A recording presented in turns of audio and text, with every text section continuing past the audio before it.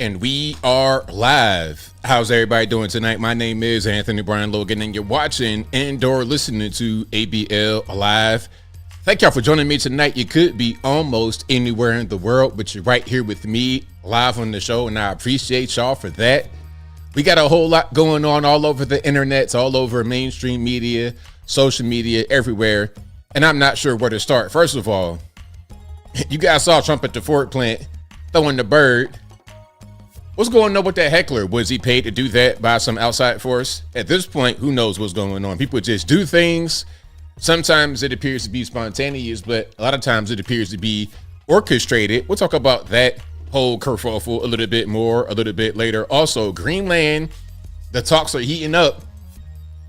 You got the Greenland officials responding, the Danish officials responding, Trump responding. There's a whole lot going on. I think ultimately it'd be one of those things like, hey, you don't have a choice in the matter. Either you got to get down or lay down. We'll talk about that a little bit more a little bit later. Also, the Golden Globe Awards. I'm going to be all the way 1,000% honest with you guys. I've not seen any award show in the past 20 years. Not since I've been young ABL. Me now, old ABL, old man Logan, I don't even care nothing about none of that. But there were some interesting moments I do want to highlight from the clips that I've seen, some memes that I've seen. We'll talk about that a little bit more a little bit later. Also, Iran protests heating up. I've read that 12,000 people may have lost their lives from the regime due to protesting. Not a very free country, but they want to get free. We'll talk about all those things and a whole lot more on tonight's episode of ABL Live. And thank y'all again for being here. You guys are the best audience anywhere on these interwebs.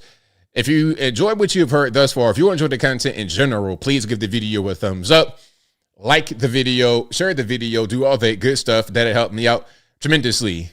Hold on, Mr. Rich. I'm going to just highlight this comment. Mr. Rich says there's a $350,000 GoFundMe for flipping them off. Is that a real thing? Is there really a GoFundMe? That's crazy. Hey, man, anything to make a buck, I suppose. If that's real, that's crazy. But I wouldn't even doubt it. I wouldn't doubt it, man. I've seen GoFundMes for crazier things. I've seen people do the most egregious thing. Like, it's not even a matter of if they did something wrong. They did do something wrong, and they got a GoFundMe out there. It's like, what's going on? It shouldn't be if GoFundMe for that lady, Renee Nicole Good. There should be no GoFundMe for her after hitting the officer with her car and then getting blasted. No, they came out and said that the officer had internal bleeding after getting hit by a car. And, people, that's why I put up that Yuri Bezmenov clip I always talk about. Well, that's one clip of any I talk about, but that one specifically about demoralization. A lot of people get demoralized, and you can show them pictures, videos, evidence of any kind. You can bring them to a place and show them what's happening. They can see it with their own two eyes, but they're still not going to want to believe it. They're not going to want to believe it because they've been demoralized. Same thing going on here. He gets hit by the car. He has internal bleeding. He has to respond. People will hear that, see that, know that, and still refuse to believe it. I saw Joe Rogan say that she was just trying to drive away. I can't get over that. Like, that right there, that's one of those things that stick with you. One of those stories that's like right here in the front of your head. There's a few of those, but that's one of them. Just trying to get away. I'm going to use that. Hey, you know what? Check it out. If ever ABL decides to go crazy and just start running from the cops on the side of the road, which, by the way, if you hear me right now saying that, I would never. Okay. I'm not built for jail. This face in jail, I could never. Okay. I'm not trying to be in there fighting no booty bandits. Okay. That's not really what I'm into. I like to be free and experience nature and breathe in fresh air. I'm not trying to breathe in your stink, ridiculous, crazy hind parts behind bars in the penitentiary, make a bit rocks little. I don't envision that for myself. Okay. So I would never. But let's just say alternate universe ABL, I decide to go crazy. And when cops pull me over and when they ride on my vehicle, I'm going to just speed off. And then when somebody says, hey, ABL, why'd you do that? Hey, I was just trying to go home. I was just trying to get away. What's the problem? Renee Nicole Good was just trying to get away, right? The dumbest people on planet Earth have been given voices to speak. And I think that it's high time that we say enough's enough. If you do not have an IQ above a certain level, if you do not have education above a certain level, and when I say education, I don't mean degree, bachelor, master. I'm talking about you should understand what a wheel is. You should understand what physics are, what momentum is. You should understand how much your car weighs, ballpark figure. Okay. If I point to an F-150, you should be able to say within a reasonable range how much you think that weighs. 5,000, 6,000, somewhere right around there, 7,000. If you think that it weighs 1 pound, see, we're just not really on the same page and you're not going to understand. But shout out to you guys who understand the reality. The Golden Globes, they don't really get it. Whatever the Democrat Party tells them, whatever CNN tells them, that's what they're going to pretty much say. And this is why I've stopped watching Hollywood altogether. I don't watch TV. I barely watch movies. And I most certainly do not watch their award shows. And I'm seeing people get mad about the awards. I saw it was something. It might have been it might have been Tiana Taylor, black actress, Tiana Taylor, pardon me. She might have been saying something, a long speech, and then it's like, oh, black woman winning an award. This is monumental. I mean, really, it doesn't even matter at the end of the day, because we've seen enough over the past few years about Hollywood to know how it works. Okay, we know how it works when you're talking about Hollywood. Harvey Weinstein was just one person, but there's a whole bunch of Harvey Weinsteins out there. Because what was he doing? It was a casting couch, and I don't want to be graphic, but you already know what it was. Hey, you want to get in this role? You want to be a superstar? You want to make it big? You want to get rich? Well, hey, you got to do something for me. And it's like that all throughout Hollywood. Everybody knows it, not just in Hollywood, but also music industry, politics to a certain extent. It's the exact same way. Kamala Harris, prime example. How did she become the vice president of the USA? A man called Willie Brown, his side chick when he was married, his sugar baby when he was married. That's how. That's what the reality of Hollywood and the music industry is. So when I'm watching the award shows, who cares? I'm seeing a bunch of old white men and a young sugar babies. That's what I'm seeing. Maybe y'all see something different, but that's what I see at this particular point in my life. So I don't care to actually watch them, but I will watch some of your highlights. Same thing with sports. I love sports as a kid and into my young adulthood, and I still love sports. Don't get it twisted. I love the game of basketball. Like, if there is a situation where I'm able to go, it's like a Dave and Buster's or even like a little outdoor basketball court. You give me a ball, I'm going to take some shots. Okay, we could play a little 21, something like that. Now, I ain't going to be doing nothing athletic because I ain't trying to turn my ACL, BBL, CDL, all the above. But I do enjoy the game of basketball. I do enjoy football, maybe even a little bit of baseball. I played some of that too when I was young. But to watch the game nowadays, it's so much fear that the gambling part is going to be there. I'm like, you know what? Don't even worry about it. But I will watch some highlights on my phone, but I'll keep it at that. Watching the entire game, believing that the outcome cannot be altered from the outside, it's just not really there. I see a questionable call, I'll be like, there go that parlay right there. Okay, I'm saying referees do all kind of crazy things, referees getting hurt and all this and that. I'm like, all right, something's going on. So it takes the fun out of the entire game for me to watch it from start to finish and really think there's going to be some competition. At this point, it's just entertainment, and that's okay. It's like WWF. We all know that it's not real. We all know that it's just entertainment. Oh, WWE now. I'm sorry about that, but I ain't trying to get sued, World Wildlife Federation. But I know it's just a game. I know it's just entertainment. So I'll just watch it occasionally as far as a highlight is concerned. But yeah, shout out to all the Hollywood actors out there who are still getting money in 2026. I don't know where the cash comes from. I feel like there's only a couple little studios. You got Netflix dominating everything. You got Netflix and then a few of the Hollywood things. And then you go down to a Tubi level. Okay. You got some of those independent movies. The cinematography might not be all the way on point, but they're trying. They're trying their absolute best. They are. Oh, and I'm seeing some comments. R.I.P. Scott Adams. He died. He was like 68. And I think he had cancer or something like this. Now, Scott Adams I'm going to just say this because he was open about it and did not shy away from it as he was dying. So don't nobody get offended. I'm just repeating what Scott Adams said about himself. Now, what he did was take the vaccine. Before he took the vaccine, he was saying that if you didn't take it, it was something wrong with you. He was one of those guys, a pro-vaxxer. Then, once he started to have some issues, started to get sick, he became an anti-vaxxer, and he regretted his previous stance. And he came out and said that publicly in videos and everything. So you could go check it out for yourself. It's not me trying to throw dirt on his name or spit on his grave. I'm just saying this is the reality of the situation. And now he's gone. When did he get the vaccine? 2020, 2021. So just about 5.5 years later, he's dead. And there are so many people who died just like that. Now, I'm not saying with 100% certainty that the vaccination caused his death, his illness led to his death. I'm just saying Scott Adams isn't the only guy that has had that kind of thing happen where you get the vaccination and you pop up dead a year later, a few months later, a few years later. And when you die, it's not like if you die 5 years later, it's not like you were just healthy up until one day, 5 years later, and you just drop dead. It's like a gradual process to where you actually could expire. So shout out to Scott Adams. May he rest in peace. Prayers out to his family. But let it be a cautionary tale. And he, if he could hear me now, would agree because he said it himself in videos as he was dying. Let it be a cautionary tale. When the government says, hey, take this untested vaccination, put it inside your body, and it's going to help you, you might want to think twice. I knew from the beginning, you know what?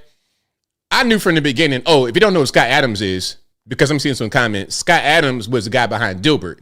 He was also a social media influencer. He was on Twitter a lot, on YouTube.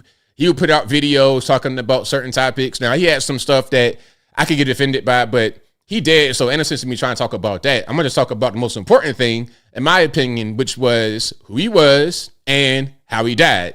And for it to be a cautionary tale that don't do what he did. And I knew that from the beginning, right when they said, we got a vaccination, we came out with it in 9 months. I'm like, you know what? I'm going to go ahead and pass on that. Okay. I've never had the flu shot in my life. So why would I get that? It made no sense. To me, it just didn't make any logical sense. Why would I get that? Oh, you can die. You could die from the flu too. Remember when they came out with the vaccine and then that 1 year they played with the numbers, make it look like something else other than what it was? Talking about the flu took a year off. Is that what happened? The flu took a year off. The flu took a vacay. The flu took a gap year. Is that what happened? Oh, okay. So normally the flu might kill 25,000, 45,000 in the USA every year. And all of a sudden 1 year it was zero, but there was 45,000 COVID deaths. Oh, okay. So COVID just replaced the flu. To me, what they're trying to say is that COVID is the flu. I mean, why wouldn't it be? What does COVID mean? What does it stand for? Coronavirus, corona, your head, your crown, head cold. Same thing as a flu, same thing as a common cold, a different strain of it, a different variation of it, a GMO flu, a GMO cold, but the flu, the cold, head cold, nonetheless. So right from the beginning, I'm like, you know what? I'm not going to do this. I don't take vaccinations. I'm not one of these guys that gets, goes to CVS or Walgreens or wherever y'all get them from and get that. I'm good. That's just not me. So I knew from the beginning not to get it. Now, I know some of y'all had no choice. I'm not trying to, rub your nose in it. I'm just saying to those who had a choice, to those who pointed the finger and said, ha ha, you MAGAs, ha ha, you dumb people, you didn't get the vaccine, you're going to get COVID and die. Well, things turned out a little bit differently. Things turned out a tad bit differently than what they say. So it is what it is. Mello says those took the jab were the test subjects. Pretty much they were the test subjects, unfortunately. But I knew what it was from the beginning. I had no intentions of ever getting the vaccination. And I stand on that to this day. I stand on that to this day. Now, Greenland, do you guys think Greenland will be able to remain with Denmark. This has been an interesting topic. I put out a video on my social media about Greenland. I put out a short about Greenland. I'm getting a lot of interesting remarks. People are saying things that don't make any sense. What I noticed is that we take American education for granted because it's not the same all over the world.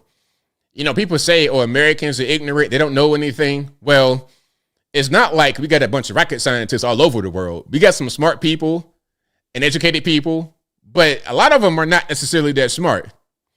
Somebody said 85% of Greenlanders do not want to join the U.S., according to a poll. I'm like, okay, what's the percentage of those who don't want to remain under Denmark? Because it's not just a matter of if you don't want to be part of the U.S., then you want to stay where you are. It's not quite that way. There's at least 3 options here. There's probably more, but 3 main ones.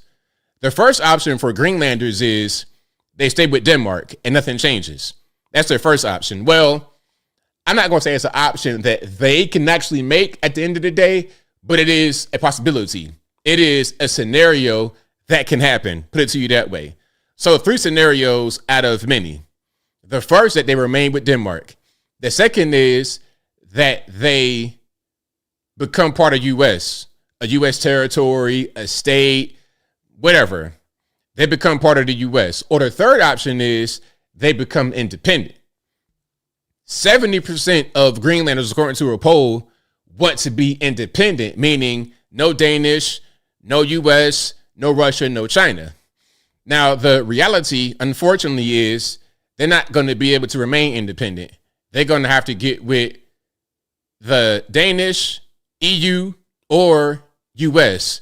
And if that does not happen, then it'll be China and Russia. China and or Russia, Iran, it'll be that part of the world that gets them.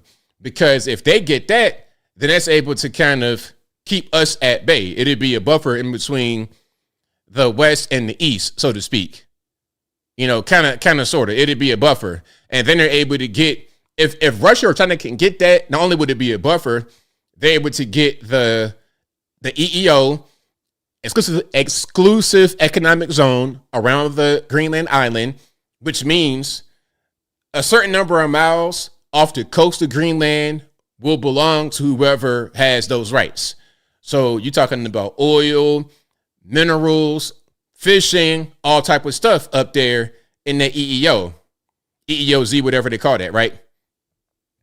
And then, aside from the minerals, the oil, the travel lane, they get the physical, boundary that the U.S. has to be able to deal with if they want to go, let's say, send some ships to Russia or China through the Arctic. You see? So that's why Greenland is really important and why there's a big push for it. And some would say, you know what, let's just let them be autonomous, let them be independent. Well, they're not independent right now. So if they want to be independent, there's got to be a change that happens, because right now, again, Greenland is Greenland. It's not Denmark. Denmark owns Greenland. Denmark was an imperialist power as well. They're not so much anymore, but they were at one point. And Greenland is one of their last things they have. It might be their last overseas possession. There might be some other ones. They might have some islands somewhere or something like that. But for the most part, all they have is Greenland. They don't even have Iceland, as far as I think Iceland is its own country. It's not part of the Kingdom of Denmark. So we'll see. We'll see how the whole thing goes. We shall see.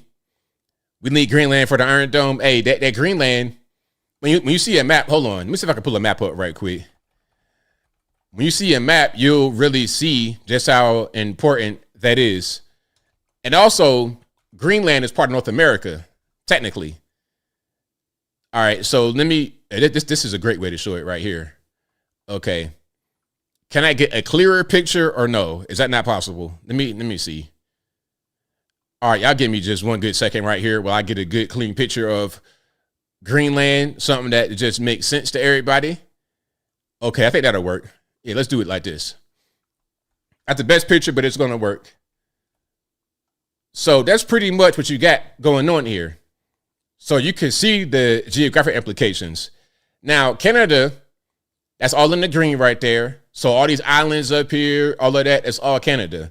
And then, of course, Alaska and the lower 48, that's all U.S. Now, if we get Greenland, you see how important that is. You see how big that is and the physical barrier that it is, plus the EEOZ all the way around it. That's really important. Now, Iceland is its own country. It's totally independent. It's not part of Greenland or Denmark or anything like that. It is its own country with its own language, Icelandic. Now, in Greenland, I don't know what they speak, probably Danish, English, and native languages. But that's why we need Greenland right there in the orange, red, whatever color that is right there on the screen. All right, so it's pretty important. We'll see. We'll see how it goes. And also, Iran, you got up to 12,000 protesters shot, killed by the regime. This is going to be a difficult one because Iran represents another boundary type of place. A lot of the powers that be in the East would prefer Iran stay the way it is, because if they're able to have a Western influence there, that could influence the region.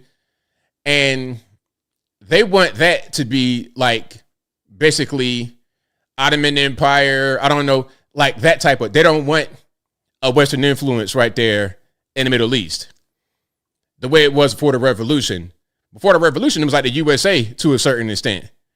The women were out there just dressed like normal. They were not Muslims. They were Zoroastrians. It was different type of situation, different culture before the Shah came in, before the Ayatollah came in and changed things in the 70s. And now women outside wearing the garbage bag, the mailbox slot right there on the eyes. So during the protests, women are just out there wearing regular clothes. No hijab, niqab, beekeeper, trash bag, zoologist, none of that type of outfit going on. They're wearing regular Western style clothing. Not necessarily just some revealing, but just regular stuff that you would see somebody in the grocery store with. They're wearing that to the protests. And as a result, they're getting gunned down. They're getting totally gunned down. So we go see what's happening. I think the people of Iran would like a change. I mean, there was a revolution. People were one way, and then something happened for them to become a different way. So I think they're always going to be kind of like going back and forth, waffling, because of their location, their history, their language, etc. So there is quite a bit going on there. What else I got before I get to anything else? Well, we got quite a few things we're going to cover, quite a few videos to cover today. But shout out to you guys again for being here. If you like what you're hearing so far, please give the video a thumbs up. Like the video, share the video, do all that good stuff. That'll help me out tremendously. I see your super chats. I'm going to get to them after I get through. Shout out to you, Apple. I appreciate you. I'm going to read one right quick, then I'm going to keep on. Apple says, ABL, U.S. military strikes on Iranian targets. Yes or no? Let me just think for a moment. I would like for the if you're going to strike targets, what I don't want to do is spark an Iraq situation. If you're going to do anything, let it be precise and decisive. And so to answer the question, I probably would say yes, but let's not write a blank check. If you ask me, hey, ABL, can I get some cookies from the cookie jar? I'll be like, sure. I'll give you 2 cookies from the cookie jar. Don't take the whole jar. You see what I'm saying? So it's yes, but it's yes with certain parameters on it, not just yes, do whatever you want to do whenever you want to do it. And again, I'm all for it if we're not going to have a prolonged war. I think what they did with Venezuela was a good test. Well, it was a good, I don't want to say test. It was a good demonstration of their weaponry, the sonic weapon they had. You know, there's all kind of rumors going around talking about, oh, the sonic weapon, it killed them. No, the sonic weapon didn't kill them. It just made them unable to fight. It kind of brought them to their knees. Now, the Cuban mercenaries, they got wiped out like it was nothing. But the weapon was not to harm them physically. It was to immobilize them, incapacitate them. It wasn't to kill them. The guns coming out and killing the mercenaries, the security, that's something different. And I don't think there were any drone strikes on targets, like on human beings, the same way Barack Obama did. You know, it's funny because people's opinions about certain things changes depending upon who's doing it. Barack Obama could drone strike anybody all over the world and it's fine. When we go in there with a silent weapon and we do a strategic, precise action with minimal casualties, then it's like the worst thing in the world, and we're trying to spark World War III. You know, so that's what that is going on. But shout out to you guys. I appreciate y'all for rocking and rolling. Yeah, I saw that, Mr. Rich. They said it's close to 12,000 killed in Iran. I may do a video about that for sure. I think I need to do a video standalone about that. Coty says Rump is a madman. I don't understand. Are we just trolling Coty? What's going on? I don't know about you, boss, because you could just be trolling, just joshing, as the cool kids say.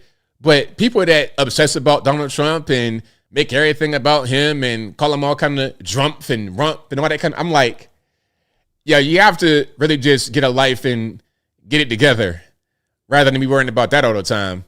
You know, people on Instagram with cat pictures in your comments trolling. Like, let's get it together and do something else. But anyway, now the sonic weapon, I can't describe it. I don't know anything beyond what I just told you. I have no idea how it looks, how it operates. I don't know. That's a good question, Adam, but I have no idea. So pardon my ignorance. I just don't know everything. Hoop Fix says, dude, this is not a good presidential run. I liked him in 2024. It's a disaster. Well, what's wrong in this run what's wrong with this run? I put it to you like that. Like, what's the problem? Give me something specific that you don't like that he's doing. I think he's doing everything that I wanted him to do. He said, okay, illegal aliens out of here. We got ICE on the streets. Now, some don't like ICE's presence, but we voted for that. And again, depending upon who is in office, deportations, all that kind of good stuff is totally fine. Matter of fact, since you said that, boss, and I don't know if you were just playing or what's going on, but since you said that, later on I'm going to play a video of an ICE ride-along and how well CNN covered the ICE ride-along under Barack Obama. But now you can do that same exact ride-along with CNN and it'd be the worst thing in the world. Orange Man bad, Cheeto dictator, PDF file protector. You know that TikTok language. Unalived PDF file protector. That's how they're going to be. And you already know that's how they're going to be. But it was much different during Barack Obama. Why? Because it's okay when they do it. When we do it, it's not okay. They want to do certain things at certain times. They feel like they have the best way of governing. And they feel like our way is inferior and primitive when really it's the other way around. It's called projection from their part onto us. We're the more intellectually sound ones and they are not. And it's a battle between both of us. And like I said before, the battle really is between good and evil. And I think at this point, we're able to see who the evil ones are. The evil ones say, hey, you got hit by a car. It's no big deal. You get hit by a car. Why would you shoot somebody after you get hit by a car? Just let them hit you, run you over, and you die, and they run away, and it's okay. That's the evil we're talking about that we're trying to fight against. And it's a constant, consistent battle. A constant, consistent battle. All right. But shout out to you guys. I appreciate y'all for rocking and rolling. If you like what you're hearing so far, y'all know what to do. Please give the video a thumbs up. Like the video, share the video, do all that good stuff. That'll help me out tremendously. But shout out to the sponsors, first sponsors being you guys for watching and doing everything you do. I know I couldn't do it without you, but shout out to patriotpost.us, your best source of news and information anywhere on these interwebs. Their link will always be in the description, or go to patriotpost.us and tell them that ABL sent you. Also, please go to ablmerch.com. That is ablmerch.com. We got the hats, t-shirts, stickers, hoodies, mugs, and more right there on the website, ablmerch.com. Also, please go to the regular website, anthonyblogan.com. That is ANTHONY, the letter B, LOGAN.com. Go to the front page of the website. For each long-form video that I produce, I write an article. And in each article, we got sources from the left, from the right, from the center, from the politically agnostic, Democratic, Republican, whatever you want. I got it right there on the front page of the website, anthonyblogan.com. Also, please go to the contact page of the website, anthonyblogan.com/contact-us. There you have my email address, my snail mail address, my UPS box, of course. And shout out to you guys who sent me things through the mail. I got some nice hats in the mail. Shout out to you over on Instagram. What's that? You Can't Catch Me on Instagram. Shout out to you. And shout out, I got a book. I forget your name, boss, but I did get your book. Shout out to you for sending me things through the interwebs to my actual P.O. box. But all the information is right there, including my social media accounts, my Facebook, Instagram, Twitter, Never Gonna Call It X, TikTok. All my links are right there on the contact page of the website, anthonyblogan.com/contact-us. And as I always say, if you ever think you're talking to me on the interwebs or not, you're probably not. If you didn't email me from my email that's on my contact page, that's contact@anthonyblogan.com. If you did not email me there and I didn't respond to you there, it's not me talking at you. Y'all already know who it is. It'd be some dude in India, barefoot, sandals, all that jazz right there in the call center with 15,000 dudes named, I ain't gonna say their names. You're right. You're Apu. Hey, Apu. Shout out to Apu. Apu and the whole squad gonna be in there trolling you. I'm just playing Apu, but y'all know what I'm talking about. Also, it could be somebody over in Eastern Europe. Okay. Dagestan, 3 years forget. One of them type guys on the phone with you trying to play games, trying to get your money. Or it'd be a dude that could look like me and won't sound like me who will rob you. Hello, my name is ABL. I just trust in me that your money will go far. Go get the ATM card. Give me the gift card and give me the number on the back. What is this? I do not sound like ABL. I am ABL. What do you mean? I like, comment, share, subscribe. It is me. If you hear that on the other end of the phone, please don't fall for it, because some of y'all do. I get your email sometimes, occasionally. One of y'all fell for it. Talking about something. Yeah, I thought it was you on the phone, ABL, and he made a mistake and said that his name was Adewale Ogunleye, but I didn't believe him. I thought it was really you. It's like, I'm telling you right now, this is me. This ain't no AI. This is me. Please don't fall for it. All right. But anyway, shout out to you guys. I appreciate y'all for rocking and rolling. Let's get to the Golden Globes. Okay. Not my cup of tea. I've not watched television in many, many, many years now, many moons. All right. I'm the kind of guy, be in the house, TV off, no sound on at all. No sports center beeping. No TV on, no nothing. Unless it's about something that I care about. Maybe some political stuff a little bit, some mega projects, construction, something like that. Yeah. History, something like that. Roman Empire. Yeah. TV shows, no. Netflix, all that, no.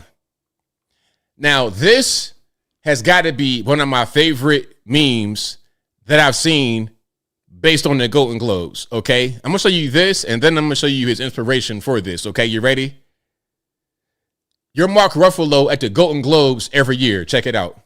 Mark Ruffalo, can you tell us about those buttons you're wearing? Oh, yeah, you noticed all of these? Yeah, so this one right here is for Renee Good, a liberal white woman in her 40s. She got murdered by ICE, and I will not be complicit because we need to stand and protect illegals. So go out and fight for Renee Good. Make sure you get out in the streets. Okay, if you get murdered, that's okay though. I'll wear another button. But save the white tears, because I'm also wearing a Black Lives Matter button, so I don't want to be too insensitive to that community. And then I got the trifecta: free Venezuela, free Ukraine, and free Palestine. But don't let you distract that from my free Israel button as well. I don't want my Jewish brothers to feel like I'm being anti-Semitic. And then I'm also wearing my LGBTQ+, and I'm my trans youth. We're fighting for trans kids. But also be sensitive about my trans button, because even though men can be women, I am pro-feminist, I'm pro-woman, so notice the Me Too button right here. I hope all of these buttons represent that you need to go out, fight until you die for these issues. And if you do die, I will wear another button next year. Hey, that right there was so well done. So well done. One of my favorite memes. Look, all the buttons, that's exactly how they are. And the funniest part about this is it's like, hey, go out there, fight, fight, fight. And if you die, it's okay. I'll get another button. That's what they do. There's always a new button, a new slogan, all this and that. And the funniest part yet is how a lot of the white liberals and others are pretty much spitting on her grave because she white. They don't really care. It's like, okay, white women, whatever. That's terrible. Hey, imagine losing your life. You had kids and everything. Imagine throwing your whole life away for a cause in which those you're fighting for don't even care about you as a person. That's crazy. But yeah, shout out to not Mark Ruffalo, the meme. Fantastic, brilliant. I loved it. Shout out to you, bro. Shout out to you. He did nail it. That's right, Electric Eye. He did nail it. Now, speaking of Mark Ruffalo, let's show him at the Golden Globes talking about Renee Nicole Wood, or what's her name? Good. Pardon me. Renee Nicole Good. That's that thing. Be good. Nah, I don't want to be good. I want to be bad. But anyway, let's hear him talk about that in real life. Check it out. I can't really, I got to be honest with you. I'm not feeling so great. We have a woman, Renee Good, was murdered in our streets of America today. And we got literally stormtroopers running around terrorizing. And as much as I love all this, I don't know if I can pretend like this crazy stuff isn't happening. Okay, I got to pause right there because I ain't trying to get no crazy copyright or nothing like that. But he literally has on the button. He literally has it on. He's talking about this kind of stuff on the red carpet. Let's continue for a little while, then I keep rocking. President who says the laws of the world don't apply to him and we could rely on his morality, but he has no morality.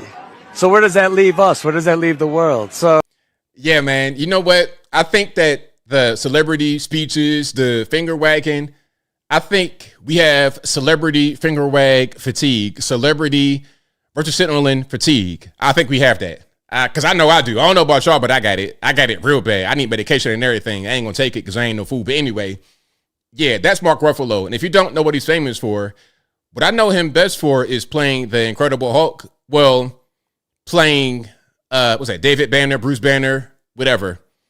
I know him from that. But from anything else, I don't know. I don't know Mark Ruffalo's discography, his filmography. I don't know nothing about that. If you guys want to let me know in the comments. Okay. Now, here is John Leguizamo. I don't know if he was at the Golden Globes or what's going on, but here he is doing this whole thing with and I hate how we have on the same glasses, basically. It's like, why must the white liberal or the Mexican liberal or whoever liberal steal my look? Like, I don't like it. Anyway, let's keep on going. Be good in honor of Renee Macklin Good, because in this country that I love, we stand up for our rights and each other. Because being good means choosing compassion over cruelty and humanity over fear. I want to be a good neighbor, a good friend, a good human, and I know you do too. So this is for Renee Macklin Good and all who lost their lives. We cannot just move on. It's on all of us to stay engaged, seek accountability, and keep each other safe. Hashtag be good. Peace. All right, there we go. So they go to be good. Yeah, nah, I'm not. That ain't really gonna catch on. That ain't gonna catch. The Black Lives Matter, that was a good one. Although, of course, it was a bad organization, but it was a good Black Lives Matter. But what you gonna do with be good? Be good. That ain't really a good protest, aka riot chant. That's not really a good riot song. Okay. Yeah, you can't really put that in no music form or make it be violent. You can't really do that. Now, I have no idea who this lady is. If y'all know, please let me know. But her name is Natasha Leon. Okay. A sugar baby, I suppose. Actress. I don't know what's going on. But she's going to give her, and we got the ice out. Okay. That's not what we said back in the day as millennials. Iced out meaning you had a bunch of jewelry on, a lot of diamonds that were shining, iced, ice out. That's not what her button says. It says ice out, meaning it is an anti-ice protest. Now, let's hear from her, and this voice will not match how she looks. Probably just relaxing and swimming with root beer, reading some weird philosophy or Doug Hofstadter or I don't know what kind of a book. Listening to music, taking it easy, and saying ice out as loud as I can on some weirdo carpet I've been through before. Thanks. Okay, there we go. So you sound like a 1941 gumshoe, a Chicago Italian mobster. See, you sound like that. I don't know where that voice comes from. Is that how you sound for real? Or are you just doing the Gilbert Gottfried where you just put on the fake voice for the cameras? I don't know what's going on, but yeah. So, I think maybe she would not be who I go to for political opinion. What do y'all think? Would you go to Miss 1936 gumshoe voice for an opinion on politics? Not me. Is that a man for real? Wait a minute. Hold on. Wait. Let's see who this is for real. Okay. Natasha. Oh, okay. Nah, I've seen her before. Why she sound like that? That's not how she sound. 46 years old. She was in American Pie and a bunch of, 90s movies or late 90s, stuff like that. I don't know, man. Holly weird. We got Kathy Griffin. Okay, now listen. You guys cannot pay me any money to live in LA. If I gotta go to LA and see that type of situation on the streets, I'm good, bro. Hey, when I was in LA last time, I saw a dude that looked just like her, wearing a similar outfit to her, digging in the trash. I lie to you not. The guy, it looked like he could have been her brother. He did not have gray hair. He had gray hair, but it might have been gray at one point. He had on a white shirt, suspenders, and some jeans like that same kind of color, digging in the trash. Real talk. But anyway, let's watch. Julia Roberts and George Clooney. I'm sorry, but I am going to be one of those ones that says I do wish Julia Roberts had made a speech, mention Renee Good's name, talk about the society that we are all living in real time, make this issue go from a video to a movement. And George Clooney, I'm looking at you too. I know you're amazing and you're so bright. When you were up there last night, I was hoping for more. I was expecting more from you because you're untouchable. You guys are Teflon. You and Julia Roberts can never be canceled. You're both amazing actors. You're both beautiful. You both won the lottery. We need people like you to stand up. Not this obnoxious redhead again. Everybody's seen this story. And I thought, Nikki, Julia. Okay, so, Kathy Griffin, it doesn't matter if you say something, if Mark Ruffalo wears a button, if they go on there and do the Kanye, taking the award from Taylor Swift, Beyonce had the best album of all time. It don't matter what y'all do, really, because at the end of the day, it won't change anything. You guys are wrong with this whole thing of, oh, she got killed. You guys are wrong. So say whatever you want. It doesn't make a difference. All the slogans, all the buttons, all the pins and the word you put on ain't gonna make a difference. You guys are wrong. So yeah, shout out Julia Roberts. Now, Jon Stewart says, you know what? Hitting someone with your car, giving them internal bleeding, that's just a small act of defiance. Just a small act of defiance. Not really a big deal. Let's watch this. When I look at that video, I don't see both sides in a dogmatic stance. I see a woman, maybe naive, sitting in a car thinking she has to do something and she's going to block something, and a wildly extreme overreaction to that small act of defiance. And then like, I just, when they say like she was radicalized, I just think, well, there are masked gunmen in her neighborhood who she's read about taking 17-year-old kids and pulling them off the street. That wasn't, it didn't feel like, I know what a terrorist attack looks like. Yeah, that was not a terrorist attack. Right. Okay, there's so much here. First of all, Jon Stewart, you're downplaying the severity of what happened. She hit him with her car. That's not a small act of defiance. She hit him with her car. What are we saying here? Oh, she was naive. You giving her excuses. And then you're talking about they're snatching up 17-year-old kids off the street. A 17-year-old kid, look, by the time I got to be 16, I was pretty much an adult. I lived as an adult. I was an adult, really. I was working and driving at 16. These 17-year-olds coming from all over the world, probably been adults since they've been 12 years old. Meaning they out there thugging, drugging, carrying on, being dangerous. Because let's not forget, the focus of the ICE raids has been the criminal element. They're going to get others as well that's not, active gang members and stuff like that who are here illegally, but the focus is the criminals. We've seen it over and over again. People are getting hemmed up, arrested. What are their charges? Child battery, exploitation, kidnapping, drugs, guns, shootings, all kind of stuff. Active gang members. That's what we've seen from these so-called 17-year-old kids. So please save me the nonsense, Jon Stewart. But you know what? That kind of attitude right there is how a lot of people think. That's their mindset. They think that, it's not really a big deal. She was just trying to get away. And these kids, these are poor, innocent 17-year-old kids who came to the country illegally by themselves to commit crime. They're just totally innocent. See, they think like that because I think it's probably two things that could be happening. One or two things. The first, they're just ignorant and don't know anything about anything, but they speak as if they do. Or they're just liars. They know full well what's going on but refuse to admit it. It's probably a combination of both, in my humble opinion. Now, Joe Rogan. Oh, my Lord. Joe Rogan, bro. I like Joe Rogan, just to be clear. I like Joe.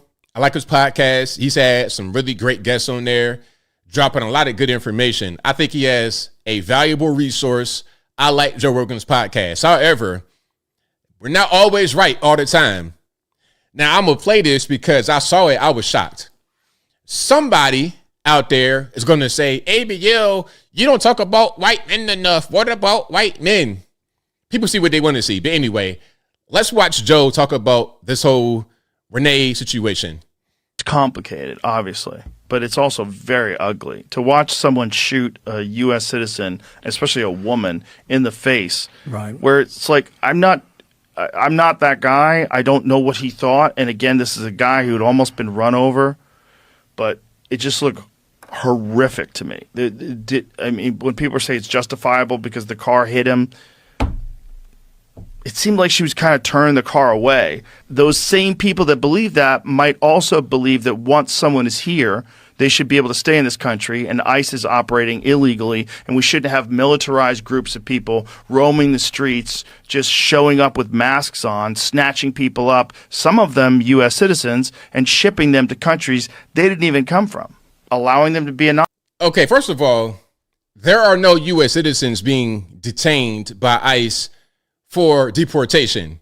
Now, you could get detained by ICE if you're doing something illegal, you impeding their progress or whatever, like people in the road, blocking traffic, whatever, assaulting ICE people, following them, stalking them.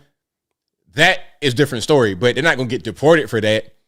The only ones being detained for deportation are the illegal aliens, first. And second, again, the excuse making for this lady has been pathetic. I've been really shocked. Joe Rogan, again, I love his podcast. I think he still has a great podcast. I'm going to still tune in. This is a bad moment. Trying to turn away. Yo, you just brushed the whole thing about him getting hit by the car under the, he got hit, but why would you shoot her? What? Man, please. Hey, hit any cop in this country with a car. I'm not inviting you to do it. I'm not saying you should do it. But if you did do that, then there's going to be a consequence. You're not going to be able to get away with that. But people don't really think. I don't know, man. I think people got a weird worldview. They don't understand the way things work. They go from emotions and feelings when they don't have any information about the way that things actually work. I got hit by a car, but hey, man, it ain't no big deal. You tough, right? You got hit by a car. You all right? You tough. You got internal bleeding. You had to go to the hospital, but you good, right? Okay. Now, here was an interesting admission. Joy Reid. Did you guys see this? Where Joy Reid admitted that Renee Nicole Good was out there as an ICE disruptor. That was her purpose. She was not trying to take her kids home from school. She was not trying to go home. She was not just in the wrong place at the wrong time. No, She was out there for a purpose, which was to disrupt ICE. And the reason that she was out there specifically is because she's white, or she was white. And the idea was her white privilege will protect her. Obviously, that didn't work. But let's watch. This woman was part of a group of people who they train to try to be ICE interrupters. And what they try to do is observe what ICE is doing, film them, and try to use their white privilege, to be honest. They're mainly white people. Which is what we ask. Which is what we ask them to do, right? Yeah. Because black people, like, we can't put our bodies on the line because cops will shoot us. And so the presumption had been, particularly a white woman, because remember, part of the rationale for doing this with ICE is to save white women, pristine white women, from being ravaged by, criminal brown men. So white women, have been taking the lead in being the ones to step forward. This woman. Okay, there's so much I want to just get through. First of all, if you are a black person getting shot by police, it's for a reason. You didn't get shot for no reason, especially since there's so much scrutiny on officers because of these kind of situations, racially motivated. It's making it to the point where a lot of these areas are becoming policed less, which is it's going to raise crime up. When a high crime area receives less policing, the crime will go up. People like Joe Reed and others who are not from the hood like me, they don't really get it. They think that these areas where I grew up, they're over policed, and that's causing problems. If we reduce the police force, that'll make things better. All you're going to do is make things worse. That's first of all. Second, again, if you are a black person getting shot by police, you did something. But beyond that, the whole thing about white privilege, ain't no white privilege. There is no white privilege. People ask me, do I think white privilege exists? I'm like, I don't know. How can I know about that? From what I'm able to see, it doesn't appear to exist. If white privilege does exist, I can't tell. I cannot tell. It didn't help in this case. The ICE agent white and the lady who got shot was white as well. Where's the white privilege at? And why are black folks involved with an issue between two whites? Also, about the whole thing about the criminal black man ravaging the white woman. I'm sorry, but I don't want a criminal brown man, green man, blue man, white man, or anybody here in the country if they don't have to be. If they're not here legally, I say get them out of here. I don't want to encounter a criminal. I'm a brown man. Do you want to encounter a criminal? Nobody wants to encounter criminals. It doesn't matter what color you are. You see, when you look at things from a color perspective, you lose focus on reality. Reality says no one wants to engage in criminality if they're not a criminal. So yeah, shout out to Joy Reid for her 2 cents. And the interesting hoodie, you see what it says, F Trump, F ICE, free Palestine, free DC, free Venezuela right there, free Congo, free this, free that. So you're going to put all the slogans on one hoodie. Okay, that makes sense. That's pretty much how y'all do, like my man at the beginning with the Mark Ruffalo parody. Every single button in the world, her hoodie's the same way. You cannot make this stuff up. You cannot make this stuff. Hey, if you made a blazer with the buttons pre-sewn onto it and gave it to Joy Reid, she'd wear it at a function. She sure would. Hey, if you gave Mark Ruffalo one of them blazers with all the buttons on it, he'd wear it at an award show. But yeah, shout out to Joy Reid. All right, let's keep going. So this is Jasmine Crockett quickly talking about the reaction to Renee Nicole Good. I guess she's upset that people are saying that she got what she deserved. You hit a cop with a car, you're probably going to get shot and you might die. Unfortunately, but it is what it is. Your actions dictated the reaction, which is why you dead. But Jasmine Crockett says, we didn't respond to Charlie Kirk's death by justifying it on the left. She did say that for real. Let's watch. I remember when Charlie Kirk got killed. Do you? Do you remember what our response was? Our response wasn't to sit there and pretend like it was okay. Is it okay because you have a badge? Because the last time I checked, allegedly no one is above the law. Can y'all not just have a little bit of courage and humanity? A child. Crying? Is that what we doing? We crying? Jasmine, like, y'all got to stop with the crying. Y'all got to stop with the tears. I'm not really believing it. But how you going to get up there and lie like that? You a liar and the truth ain't in you. You did not justify it. You guys said that he was a hateful person. He spread hate. He was all about hate. And that's why he died, is because he spread hate. That's why he died, because he was an angry MAGA. He was all these different things. You guys did everything in the world to say that it was okay that Charlie had got killed. I saw all the comments. I saw all the replies. I saw all you guys on TV saying what you were saying. You guys said it was okay because he was a hateful person and he spread hate. Well, hey, you spread hate, you're going to get hate back. That's what y'all said. But now you want to cry about this lady that got shot because she hit a cop with a car. Hey, they celebrated his death. It was a party. We saw remember TMZ Live where they were showing a car chase. And then when the news broke about Charlie, they erupted into applause. Now, they were trying to say on TMZ, oh, we weren't applauding for that. We were applauding because the chase came to an end. Yeah, right. Yeah, right. We know exactly what y'all are applauding about. And it wasn't just them. It was a lot of leftists. I probably would say the majority of them. And a lot of leftists saw that behavior and were turned off. You'd be like, you know what? I might not have been the biggest Charlie Kirk fan, but I don't appreciate those celebrating his death. That's what they said on the left to other leftists. Of course, there's going to be a minority that say something like that, but they did say it. So, Jasmine, I don't know why you get up there and lie like that. That was a crazy lie. Hey, these Democrats, they'll tell you any kind of lie with a straight face. Look you dead in the eye and tell you a lie.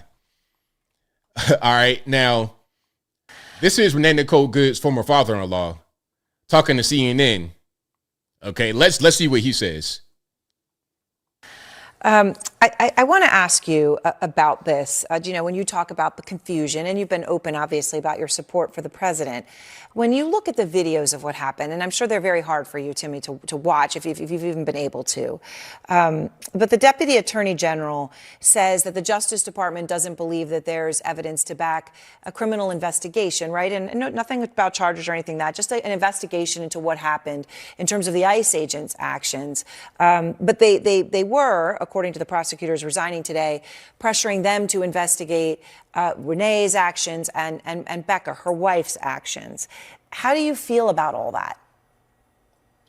Well, I'm not blaming anybody. I mean, it's a hard situation all the way around. It's hard for for everybody involved. I mean, the ICE agent, at first I didn't see the footage where, he was actually, he was actually being ran. I mean, I seen the bump of the car hitting his legs. And so in a flash like that, it's hard to say how you would react. From my understanding that he had been through that before, maybe dragged or something. And so, like I said, it's just a hard situation for everybody. Becca, she's a great person as well. I mean, I don't have any enemies. I love everybody. And that's what the Bible tells us, love our neighbors as we love ourselves. But, I think there's some bad choices. And the word says, for the wrath of God will come upon the children of disobedience. And, it's I don't blame ICE. I don't blame Rebecca. I don't blame Renee. I just wish that, if we're walking the Spirit of God, I don't think she would have been there. There it is. So this is, again, Renee Good's former father-in-law. Her husband, I think, had died. Her previous husband had died. I don't know if he had died before they got divorced. But this is, again, her former father-in-law saying she shouldn't have been there. All right. If everybody was walking the way supposed to be walking in line with God, she wouldn't have been there at all. And he acknowledges that she did hit him. And I saw somebody in chat talking about hit is saying that hit is a little much. Okay. If you contact me with your car in an aggressive fashion as you're accelerating and you've been hateful toward me all day, I mean, use a little bit of common sense. Don't you think you're probably going to get run over, or that's the intention? Use a little bit of common sense. That's all I'm saying. Use your head for more than a hat rack. Okay, now speaking about Minneapolis, let's take a look at Minneapolis. Let's see what downtown Minneapolis looks like. Okay, let's check it out. You have arrived. I've arrived where? Zombieland? The Walking Dead set? Where have I arrived to? Look at this.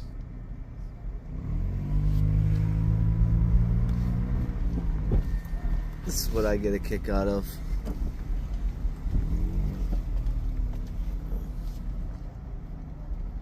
People over property. But without people, there isn't property.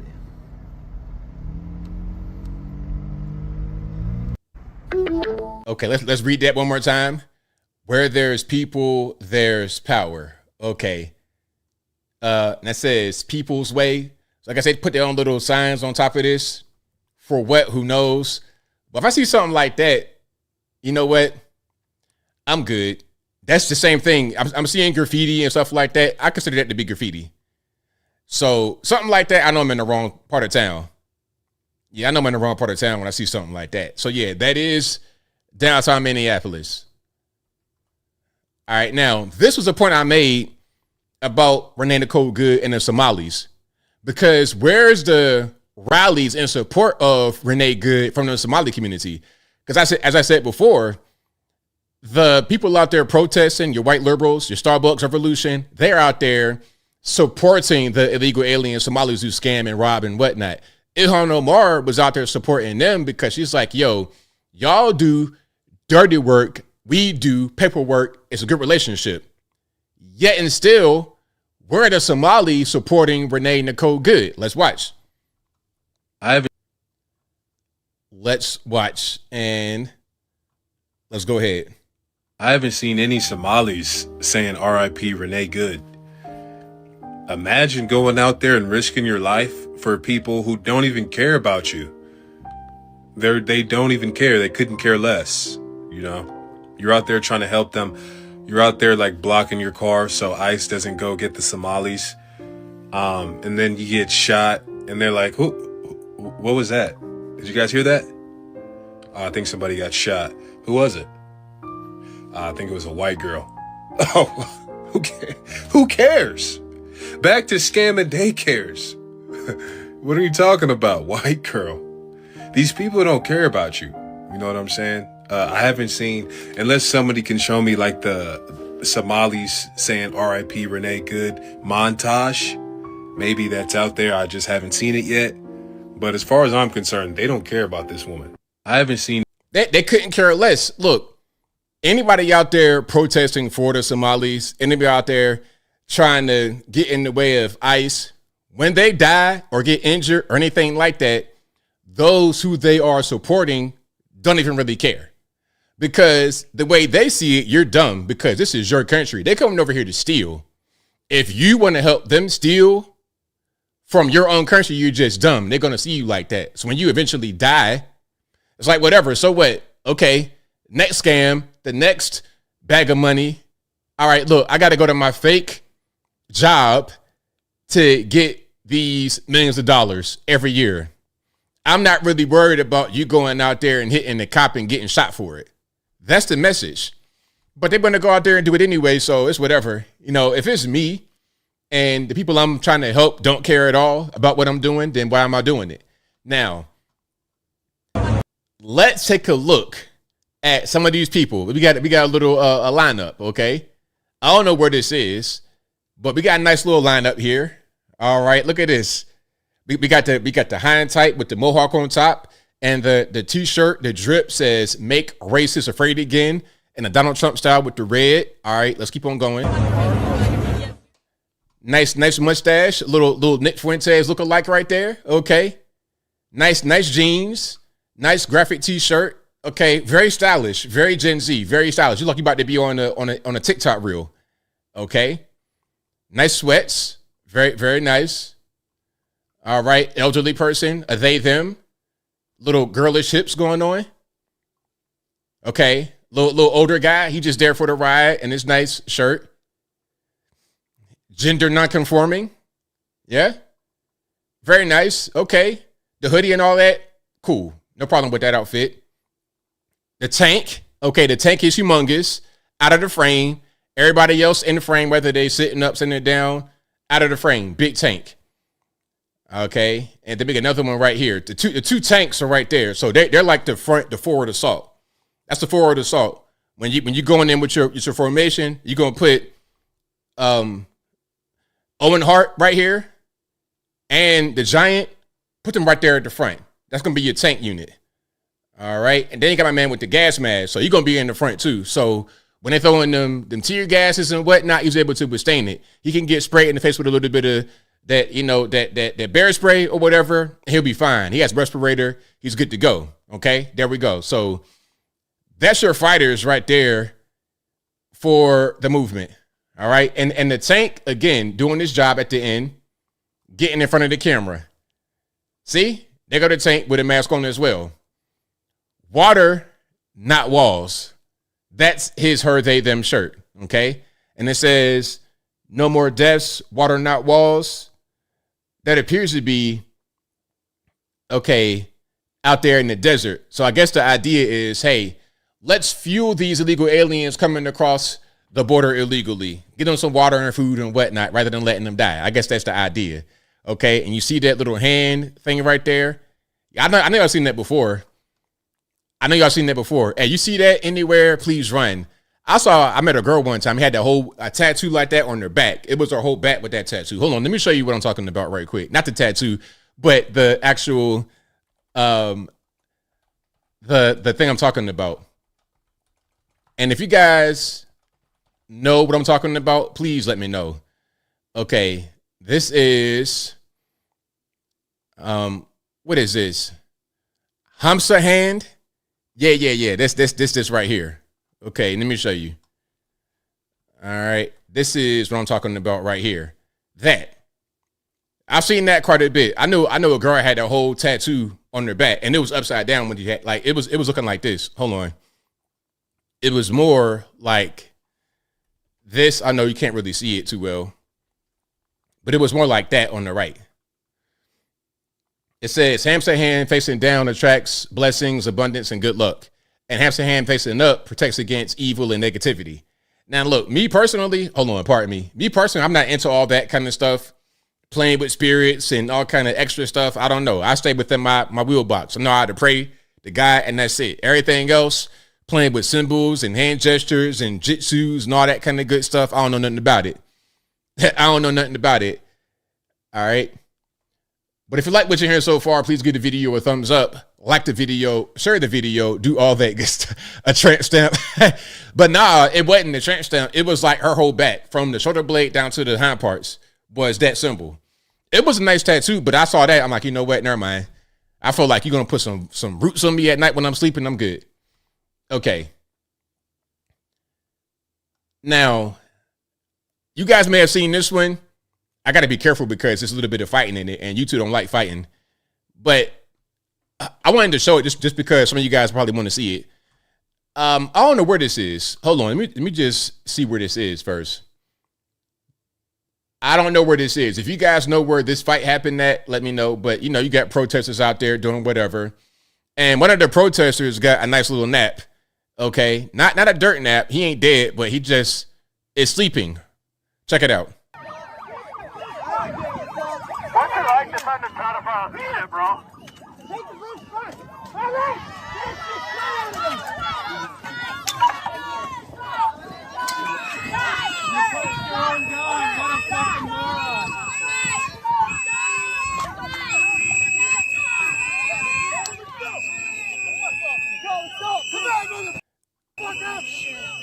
I'm gonna turn that down. I know you got I know I got dogs going crazy about their whistle. I'm gonna just turn that down, and then we could see my man in the red about to come up and get laid out again. Bam, there you go. Night night. So yeah, the moral of the story: do not put your hands on people. Don't try to get in their space, because you see what he's doing. He's like putting the megaphone all in his face, getting into his personal bubble. Don't do that to people, because you never know how they're going to react. And somebody might say that he overreacted. Okay, well, at the end of the day, you could say that.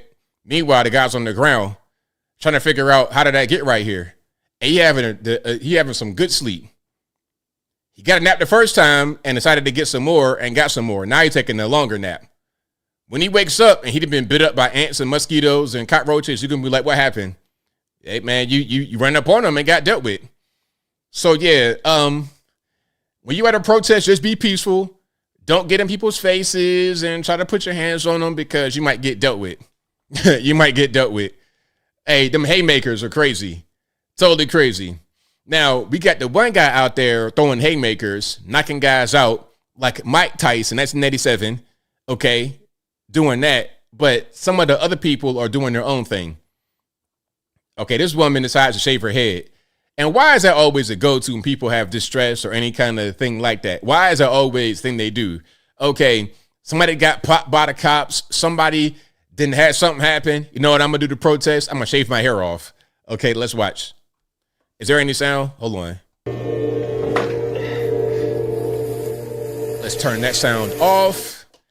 There we go. And you can see her just shaving the head.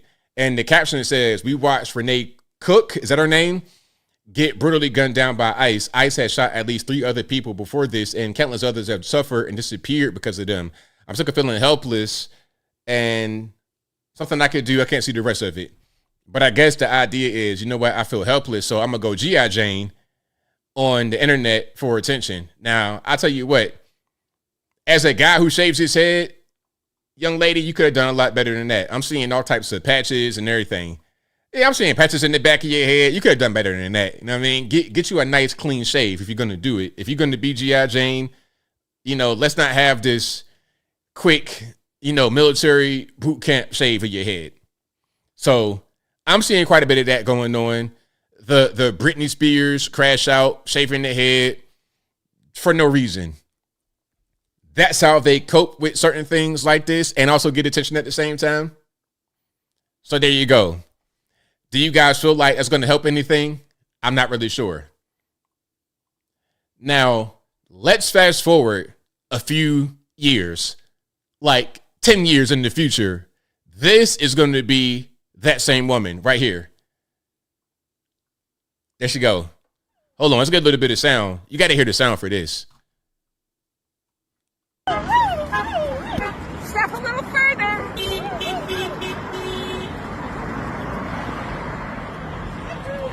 The face of crazy. Crazy Liberals. Crazy in love with democracy. You dropped your phone, ma'am. That's okay. I'll find it later. Pick it up. Bend over in front of me. Why should I? Bend over. Ew. All right, bro. Like, bro, I don't know what you on. Bro, but ain't nobody trying to see all that now. Okay, don't ask Mama to bend over in front of you. Hey, man, y'all got it. I can't. Hey, listen. That's enough of that. I'm gonna keep on moving from here. But I got a pro tip for all the guys out there making content. Don't be freaky on your don't be freaky in your videos, okay?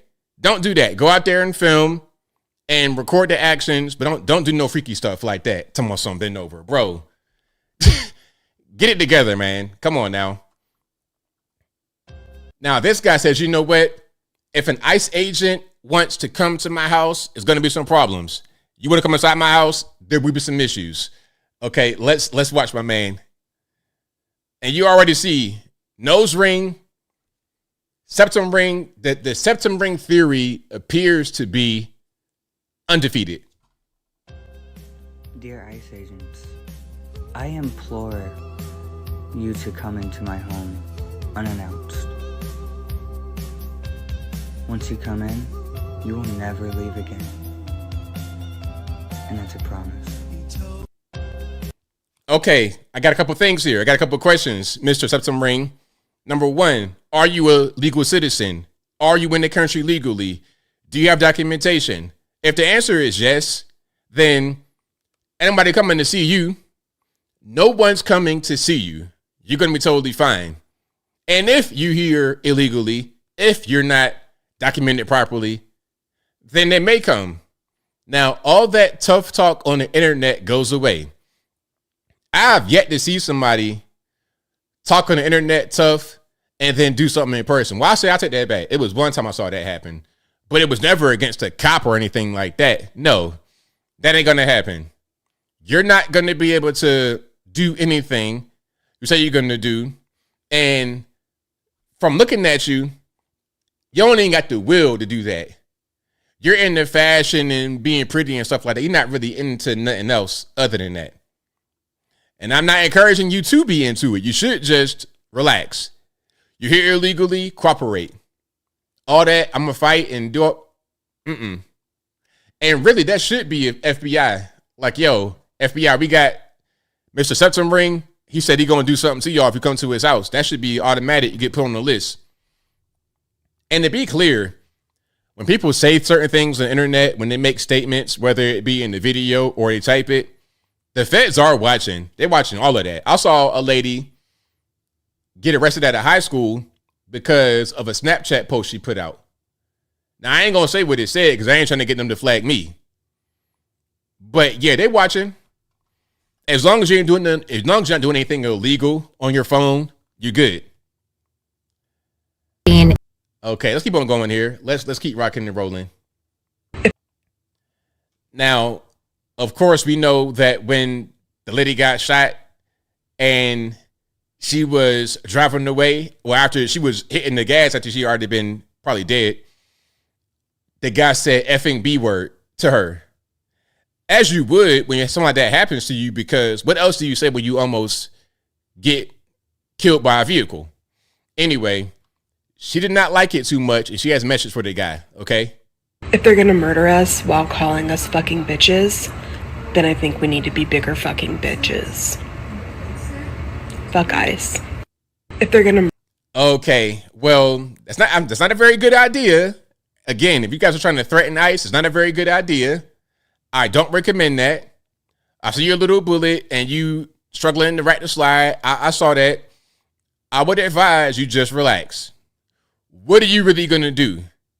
Die? For who? The Somalis in Minnesota who don't even care about you? When you die, they're going to watch the video on their phone and laugh at you. So what's the point? Do you not love your life? If you love your life and the people in it, you should just not even do any of this. But what do I know? That's just me. That is just me. All right, let's keep rocking here. Let's keep rocking. Now, the Handmaids came out, and they pretty much on tour, ain't they? I see them everywhere, all over the country. It's probably the same Handmaids I saw in D.C. at the Capitol. I see everywhere, all over the USA. Now, for people who say that we want to bring them back to this point or bring them to this fantasy point they saw in a movie or a TV show or a book,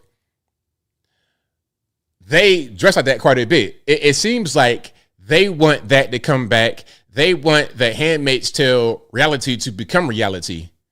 While they accuse the right of wanting to put them in that, they want that for themselves. And if they don't want that, I can't tell. But look, here's the Handmaid's March in Minneapolis. All day, every day, therapist, mother, maid, nymph, and a virgin. Let's turn that sound down. Let's start from the beginning because you got some stuff on the screen. It says Handmaid's March in Minneapolis. As ICE suppresses in Minneapolis. Unity. Division. America first.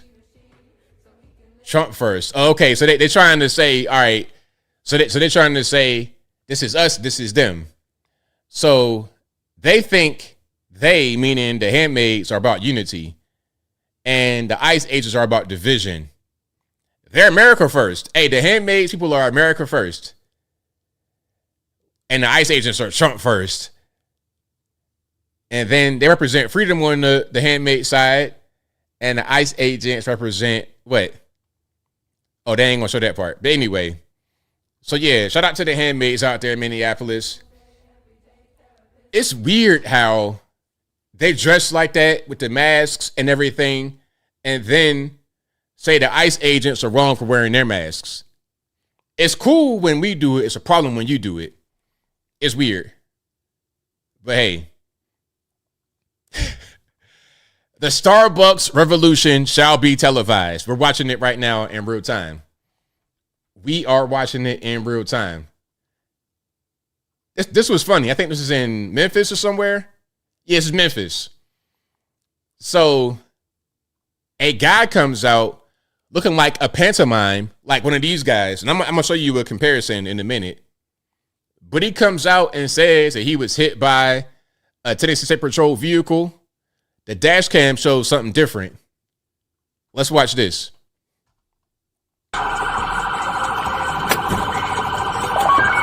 Move! Get out of my way! Get out of my way! Move! Move! Move! Move! Move! Move! Get out! Come here! So, yeah, I mean, bro, come on. Like, what are we doing? Like, why? And you see his shirt? Okay. If you guys want, okay, let's show the pantomime right quick. Let's show the pantomime. Okay, hold on. Let me get a good picture of the old school pantomime. Yeah, there we go. All right. So let me find a good one. All right, there we go. I think that'll work. Yeah. There we go right there. That's him, ain't it? That's the same kind of striped shirt. And normally it'd be like a long sleeve shirt. Let me see if I can find one with a long sleeve. There we go. There we go. Hold on. And shout out to you guys for being patient. I appreciate you. There we go. So that's him right there. The guy we just saw in the video, that's him right there. Okay, you can't make this stuff up. A pantomime, theater kids, literally theater kids have grown up, and now it's like, okay, what do I do? Let me just be a pantomime out here in the streets, raising his hands up, trying to, move, move, move, move, move, move, get out. Look, all this, see, pantomime. You cannot make this stuff up. 2026, you cannot make this stuff up. I promise you can't. All the pantomimes, clowns, cosplayers need to go to a convention and do all that stuff within the confines of a convention center, rather than being out on the street, getting in the way, trying to get hit by cars, trying to hit cars themselves. Go to an actual theater and be a clown there. That's my advice to them. Okay, hold on. We got an ICE shooting in Minneapolis, another one, or are you just saying something else? Let me just make sure that I'm not getting no breaking news that I'm missing. Okay, here we go. There's another one here. So Minneapolis shooting happening right now. Reports of feds being involved in another shooting, city says. It says Fox 9's at the scene. 2 people reportedly sustained non-life-threatening injuries. Oh, they'd be all right. They ain't die. Yeah. That ain't nothing. They'd be all right. They ain't die. Hey, I ain't going to sit there and start crying about people that's not even dead, like your man did in Portland, Oregon, the police chief, crying about gang members that didn't even die after they got shot. It's like, what are you crying about, bro? They're not even dead. They'll be okay. They go get some free health care from the hospital, get patched up, and be back out on the streets to commit more crime and violence, to engage in more escort work as they were doing before. That's what they're going to do. Robbing more men that get with that woman. That's what they were doing. Why are you crying? Oh, and also, as before I move on from that whole thing with the Minnesota, here's news where they said that the cop who got hit had internal bleeding. Remember, I told you we were going to be watching Minneapolis, and we have some new information. Department of Homeland Security sources telling Fox News the ICE agent who was hit by Renee Nicole Good's car suffered internal bleeding in his torso. That is the same Immigration and Customs Enforcement agent who was seriously wounded last June when he was dragged by a car during a attempted arrest.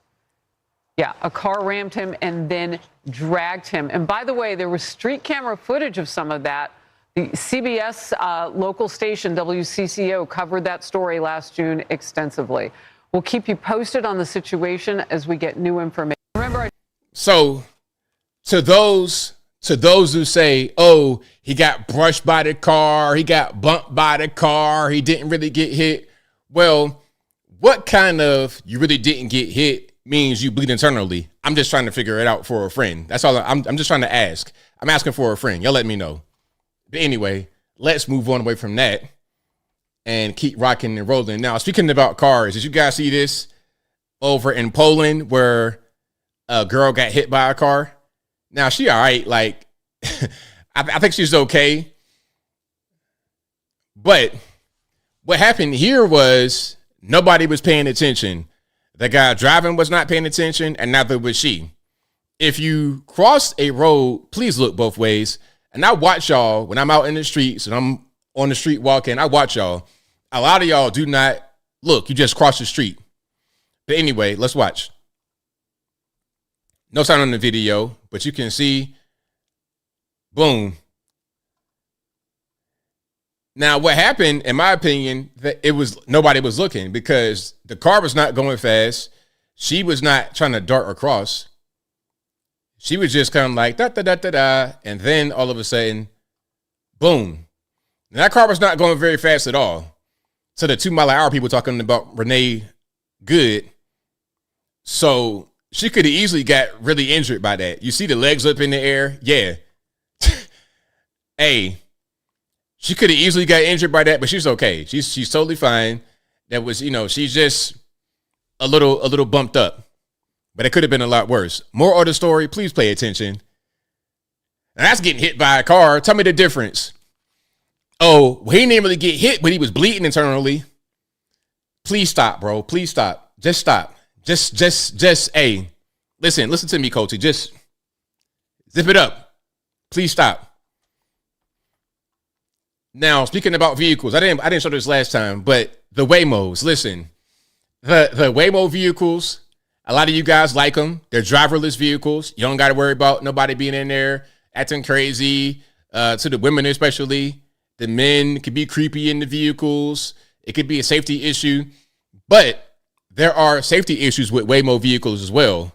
There are safety issues with so-called driverless autonomous vehicles. Now, in Phoenix, what happened was the Waymo decided to become a light rail train car with a passenger inside. It doesn't make sense. I'm going to show you. Let's watch. Oh, shit. The Waymo's on the track. What an idiot. Here comes the train.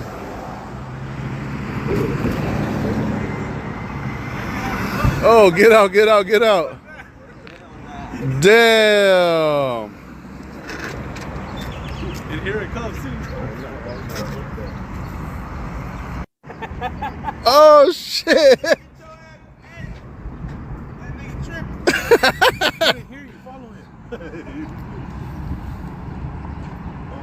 No, el pedo que ya se metió hasta allá, güey.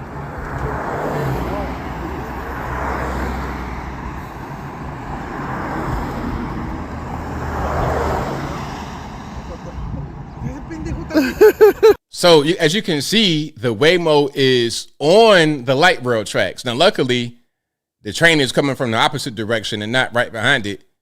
But a light rail is not like a regular train. It can kind of stop. You got a conductor that can stop pretty quickly. It's not going very fast.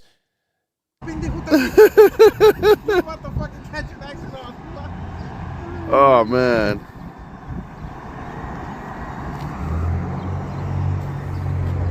And there go the other train behind it. Like, okay, any day now. But what if you're in the vehicle and it gets on the railroad tracks or on light rail tracks and it just stays there? What are you going to do? You got to get out, try to figure out a different way. It could be at night. It could be a dangerous area. You just pretty much out of luck. What are you going to do? So, although there may be some risks to having a human driver, I suppose, I'll take those over the driverless because it can malfunction and you just pretty much out of luck. What are you going to do? A mechanical failure? A software failure? What do? You pretty much out of luck. You need way more programming. That's right. You need way more programming, way more testing, way more upgrades, way more firmware downloads. You need way more everything. All right. So if you guys enjoy Waymo, it's fine. Now, speaking about cars, Trump went to a Ford plant in Michigan. Okay. And a lot of y'all might have already seen the iconic picture at this particular point in time. But if you haven't, here's what I'm talking about right here. All right. So yes, it is Trump throwing the middle finger. So what happened? Somebody decided to call Trump a PDF, as the TikTokers say, protector, at the Ford plant, heckling them, yelling at them. So Trump hit him with the FU and then throw him the finger. Okay, so that's what happened. Let's show the video right quick. Again, this is at a Ford plant in Michigan. Now, the person who did it has been suspended. They should get fired. They probably will end up getting fired, but you know how a lot of these plants be with the unions and stuff like that. But let's just watch.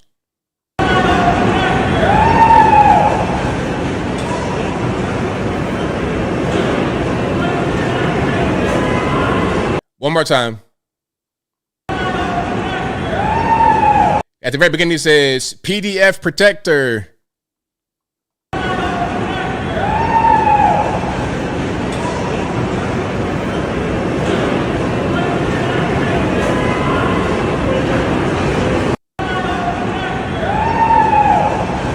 Yeah, so Trump didn't like that too much, and like the boss right here, he got the same thing going on. He's not really a big fan of that either.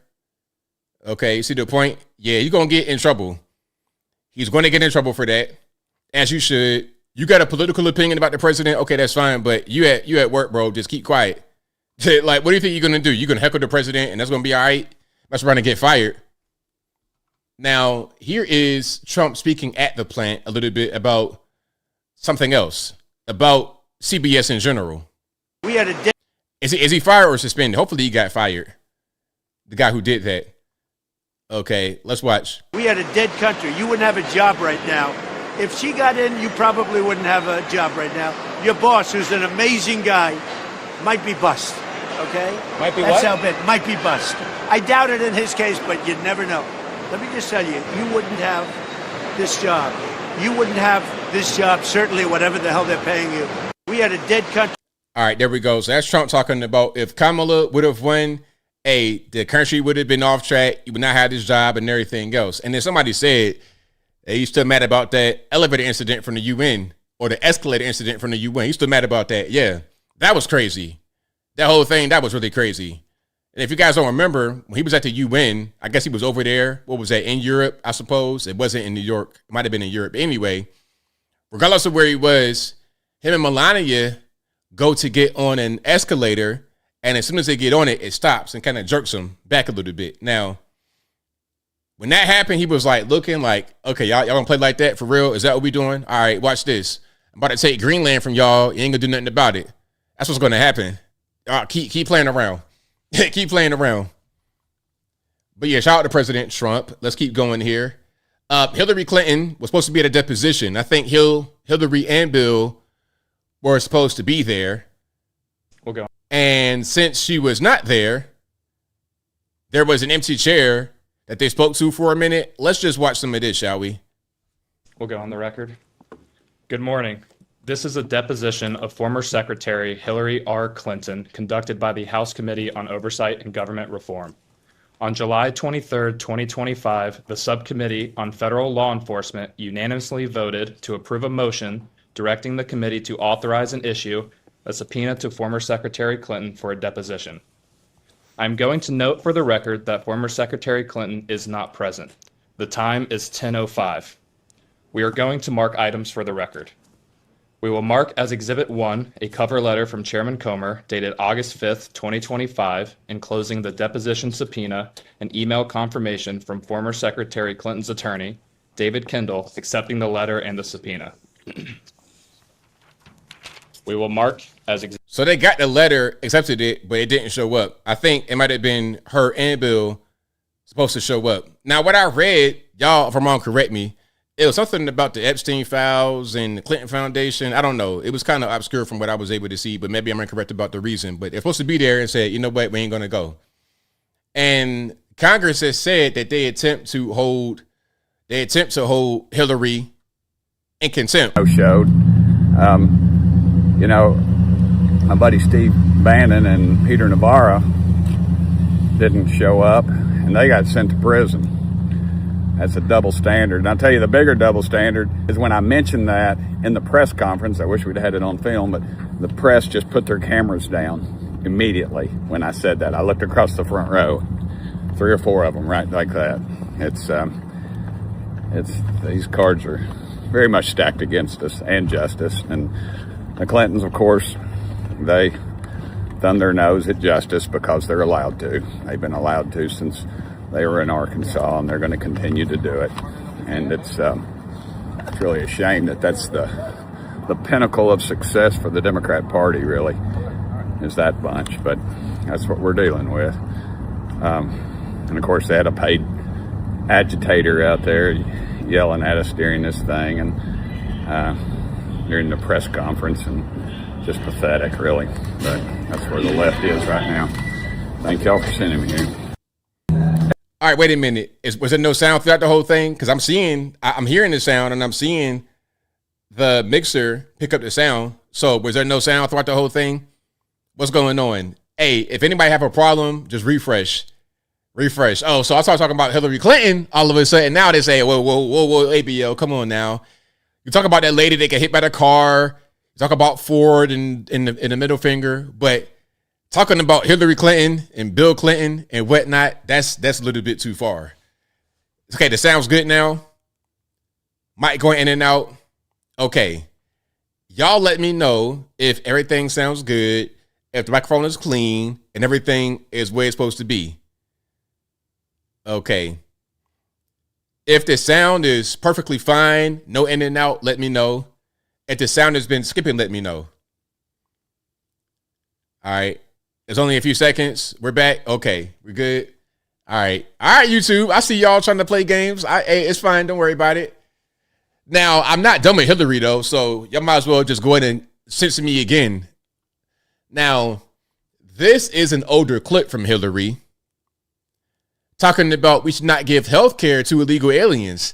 I wonder what changed from then until now. Now, I got good internet. I have EPB out here in Chattanooga. We got some of the best internet in the nation. But I think that might have been the YouTube side thing. I don't think it was my internet's. It could have been, but I doubt it. Now, this is an older clip from Hillary in which she said that giving health care to illegal aliens, not a good idea. I wonder what changed from then until right now. Let's watch. As to illegal aliens, we agree with you that we do not think the comprehensive health care benefits should be extended to those who are undocumented workers and illegal aliens. We do. Let's pause. Run that back. Just to make sure we heard that and we were not distracted. Let's lock in and listen to what she said. As to illegal aliens, we agree with you that we do not think the comprehensive health care benefits should be extended to those who are undocumented workers and illegal aliens. We do not want to do anything to encourage more illegal immigration into this country.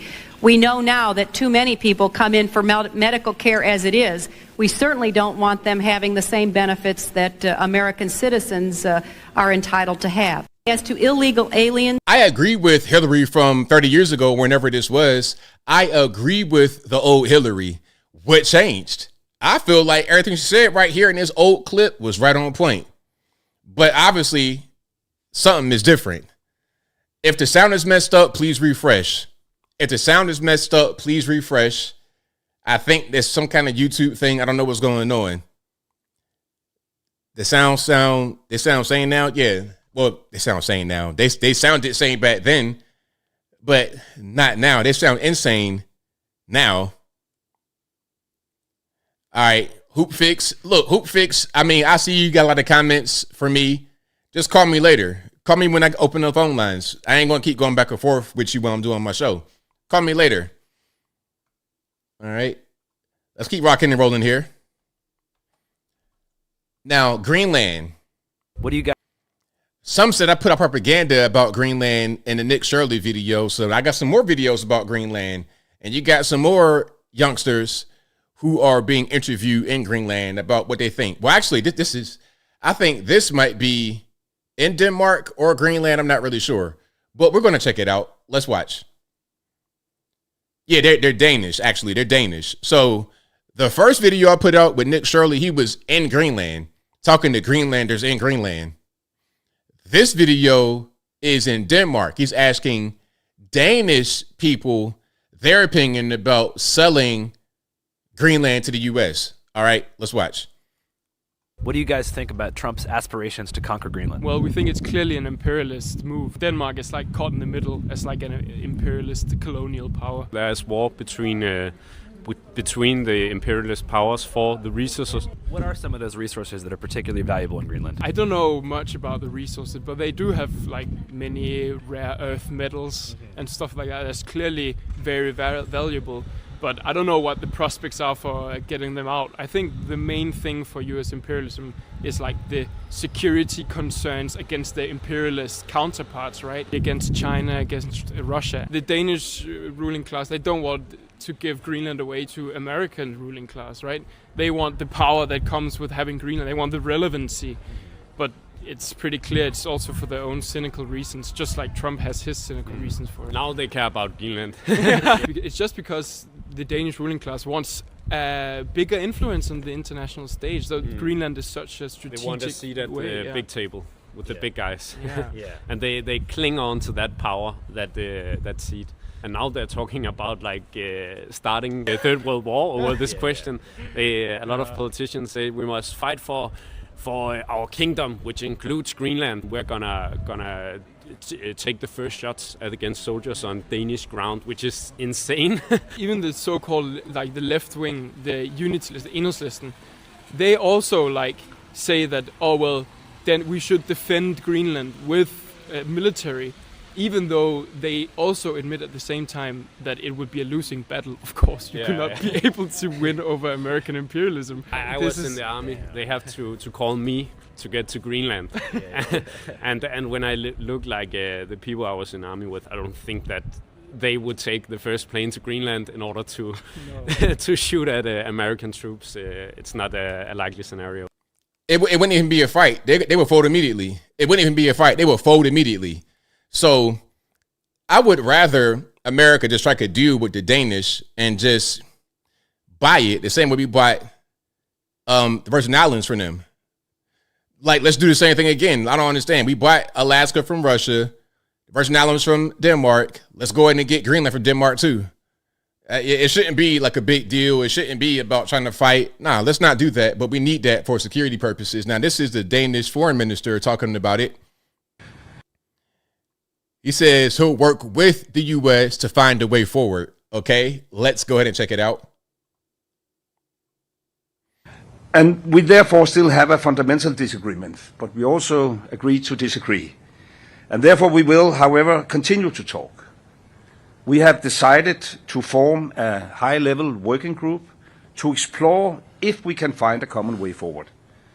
The group, in our view, should focus on how to address the American security concerns, while at the same time respecting the red lines of the Kingdom of Denmark.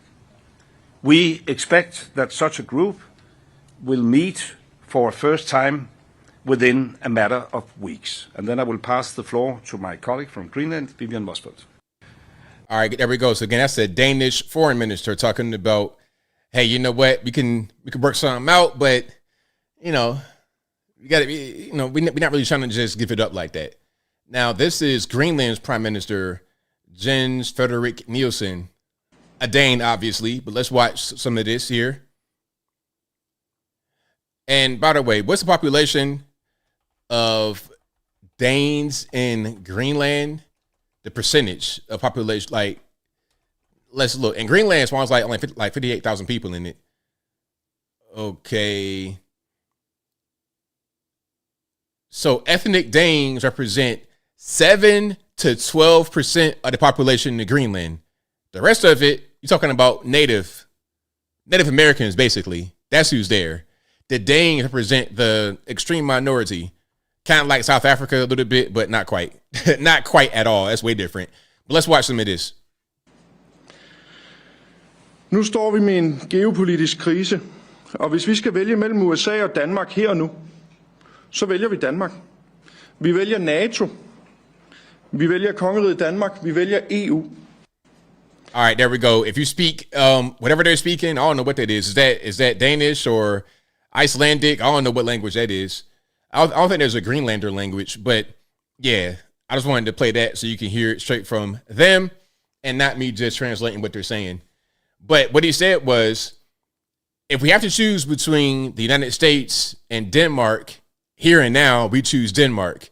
We choose NATO. We choose the Kingdom of Denmark. We choose the EU. See, the problem is, bro, you may not be able to really make that decision for yourself. I understand that that might be what you say. I get it. But ultimately, when you have superpowers in play, Russia, China, Iran, US, I mean, Russia and China and US by themselves, aside from anybody else, will decide. Because if we don't decide, then they will. And we can't do nothing about that if we're not the ones who decide, you see? So that's just kind of what it is. And really, it shouldn't even be a thing to where it seemed like an affront to Denmark, because Denmark is a colonial power anyway. Greenland is a colonial possession to Denmark. It's not an historic possession to Denmark. Denmark went over there and colonized it. The same way they did with the Virgin Islands. And it's okay to say that. It's not a lie. Now, here is Trump responding to the premier talking about wanting to stay right there with the Kingdom of Denmark and not go to the U.S. And by the way, there's polls that say they don't want to be with the U.S., meaning Greenlanders don't want to be part of the U.S., but they also are not favorable to Denmark.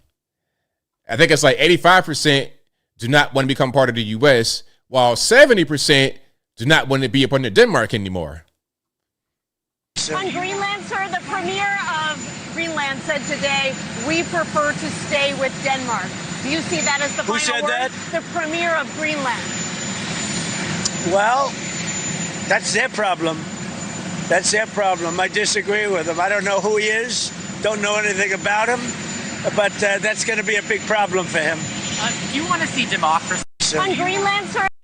All right, there we go. So again, that's what's happening. Shout out to President Trump. And that's a great hat, by the way. You see that, USA 45, 47. I need that in my life, Trump. Let me get one of them on GP. Great hat.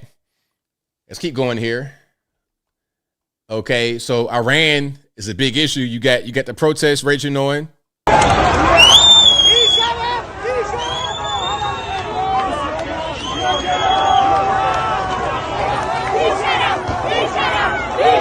They smell victory in the air. They smell revolution in the air. They smell an opportunity to get out from under the yoke of the Iranian regime. Because before the revolution, they were not, well, they want to get out from under the Islamic regime of Iran. Before the revolution, they were not Islamic as a state. They had their own thing, the Zoroastrianism, whatever they want to call that. Maybe some Christianity potentially, but it was not beekeeper outfit, burqa. It wasn't that. It was a different country before the 70s when the Shah, whoever came in. Now, this is going to be aftermath of some of the protests. There's some body bags here, but I don't think I see any like body parts. It's just people in bags. Well, it might be a little bit. I ain't going to show the video because it's pretty rough. But you can see a lot of bags, human beings put in bags because they were killed by the regime. Okay? You're talking about thousands killed by the regime. I'm going to be very careful not to show anybody. But you can see there's bags and bags and bags everywhere. You see over in the USA, we got freedom of speech. We're not going to be killed for protesting. Now, some big brand out there is going to say, ABL, Renee Nicole Good got killed for protesting. Was she killed for protesting, or was she killed because she tried to run a cop over with her car? It's different. You see, if I'm outside holding a sign that says, we hate ICE, we hate ICE. If I'm out there saying that, and then they shoot me, that's one thing. If I get into my Honda Pilot or whatever she had, mash the gas, aim in my car at the cop and I hit him and he has internal bleeding, then I get shot and I die, that's much different than what I just said before that. Does it make any sense? Hopefully it helps for anybody that's confused. Hopefully that helps for anyone that's confused. Okay? Now, hey, it's gonna be Persia again, although it could be Persia. Shout out to the Persians. Rather than Iran, let's go back to Persia. How about that? That'd be interesting. We got a news story about the people who were killed in Iran, or maybe Persia in the future, potentially. Let's watch some of this. Now to another day of fiery protests in Iran, as Iran's supreme leader told President Trump to butt out of the situation. MTS Tayyip has new developments now from London. They took to the streets in their thousands, chanting, "Death to the dictator and death to Khamenei, Iran's supreme leader." Demonstrations that started in Tehran barely 2 weeks ago have now spread to all 31 of the country's provinces. But regime-backed forces have cracked down hard. Dozens of protesters have been killed, including children, according to human rights groups. This latest wave of unrest was triggered by rocketing inflation and a collapsing currency. But it's now become something much bigger, a national reckoning of a decades-old system seen as corrupt and indifferent to their suffering, with President Trump issuing a stark warning to Tehran. I tell the Iranian leaders, you better not start shooting because we'll start shooting too. Tonight, Iran's supreme leader told the president to, quote, run his own country. Iran's rulers have long been under intense pressure, from crippling international sanctions to last year's 12-day war with Israel that saw the U.S. strike Iran's nuclear facilities. We were on the ground in Tehran in the war's aftermath when thousands rallied around the flag. The Iranians are back on the streets, this time to demand their freedom. Now, it's clear Iran's rulers want to crush this growing uprising, but every crackdown has so far proved the protesters' point that the regime isn't strong, it's scared. And even in the face of more violence, Tony, those protesters are not backing down. There we go. So shout out to the Iranians. Okay, I'm going to ask you guys, what's going to be the outcome of this? Are they going to be able to go ahead and do another revolution, go the other direction, rather than becoming Islamic again? They can go back to being free as they were before. What will happen is this as a result of all this? Does this mean that there's no more Iran or it's a different country? How about those who want the regime to be in there? Because those people exist in the country. And not only those who want part of the regime, there's other things. It's not just one place where everybody's on the same page. So how does that really work? That's my question going forward for the Iranians. But shout out to them for being out there protesting their cause. Now, speaking about the whole thing of connecting the dead protesters in Iran with the lady in Minnesota, of course, we have MSNOW, formerly known as MSNBC. And of course, we have on the left here, Katie Tur, whose dad, Bob, is a transgender, but that's a different story, and I digress. Shout out to Ben Shapiro. Interesting. And the reason why I said that is because Ben Shapiro and her dad had a really contentious moment back in the day on TV. Remember that, where he got grabbed by the back of the neck? Say one more time, punk. That was her dad. Anyway. I found it interesting. This also parallels something we saw during the first administration toward the end, the way that Donald Trump spoke about protesters who were protesting him in the wake of George Floyd. And then how we spoke about the protesters who, raided the Capitol on January 6th. A similar thing is happening today. Not quite similar, but, you could make the parallel. The way he's speaking about protesters in Iran, saying that that he supports them and that he's going to come to their aid and that the government there should not be killing them. Meanwhile, the government killed a protester in this country, and the way he speaks about her is that she was doing very bad things. She was. Come on, Katie Tur. And speaking about Katie Tur, this is so funny. Okay, so the video we saw earlier of Trump at the Ford plant talking to the reporter guy, looking like Emmanuel Macron with the funny head. Remember him? So that is Katie Tur's husband. Did you guys know that? Hold on. See, look. This is an article right here from today. Katie Tur's, hold on, let me see if I can just pull it out a little bit. It ain't gonna do right. There we go. But you can kind of see it. It's small right there. Katie Tur's husband is not doing well on CBS News. That's him. The same guy we just saw.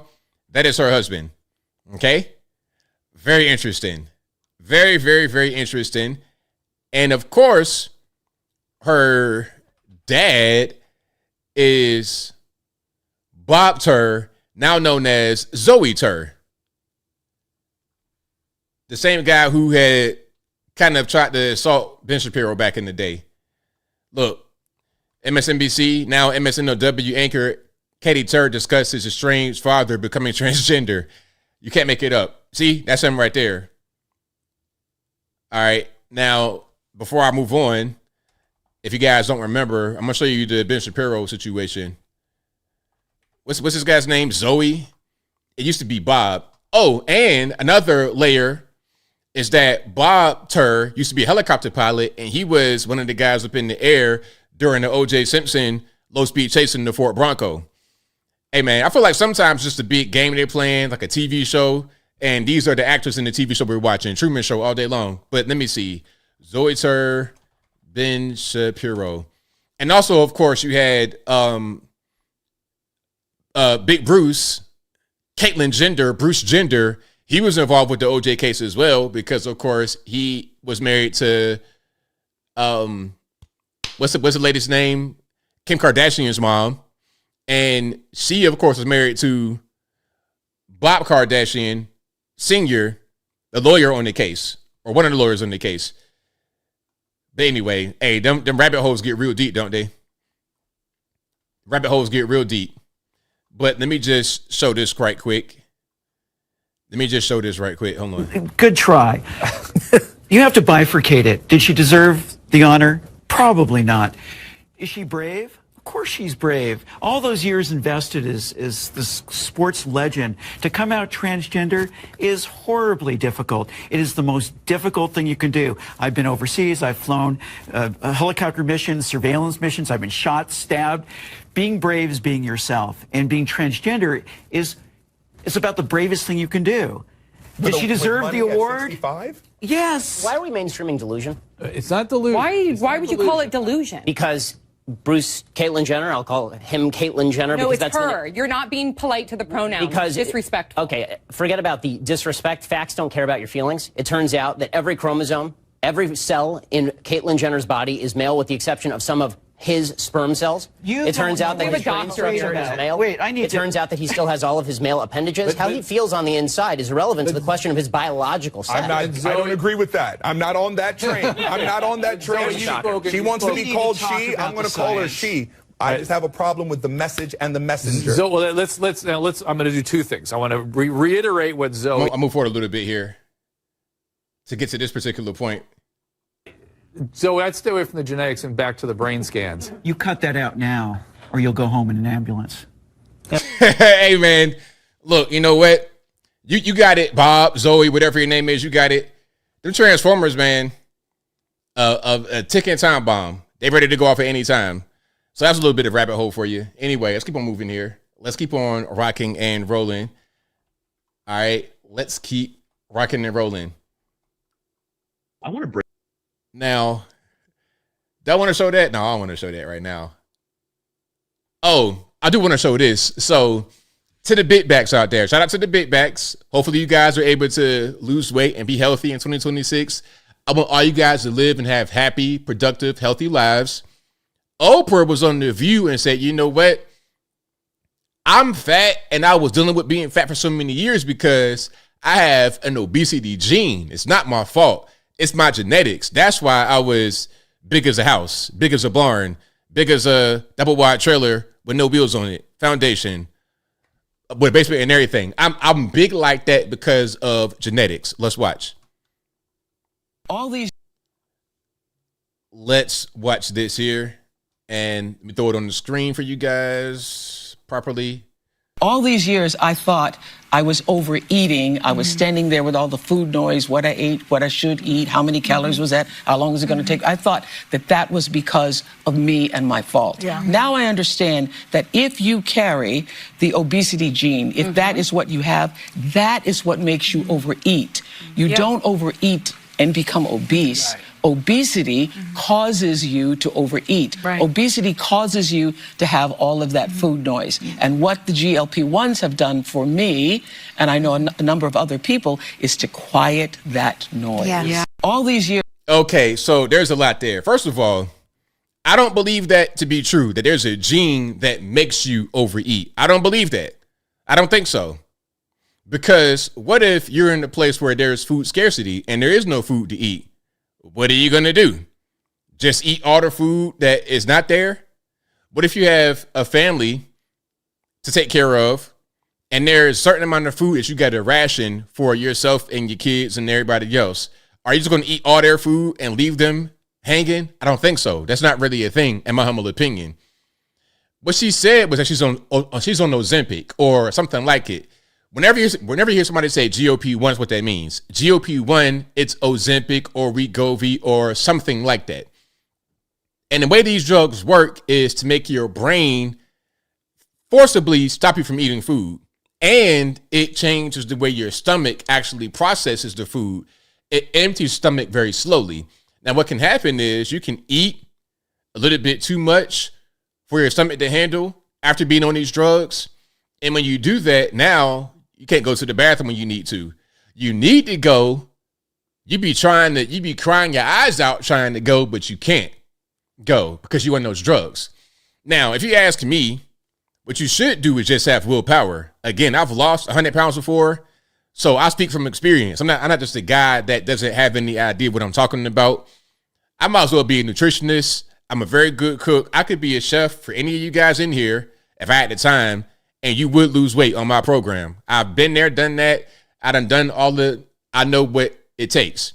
Now, I could be a bit back and eat everything in sight and be 300 pounds, like a football player or something like that. I've been about that size before.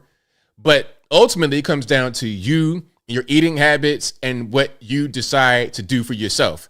The genetic part, I don't really believe that as far as it causing you to overeat. I don't believe that at all. What do y'all think?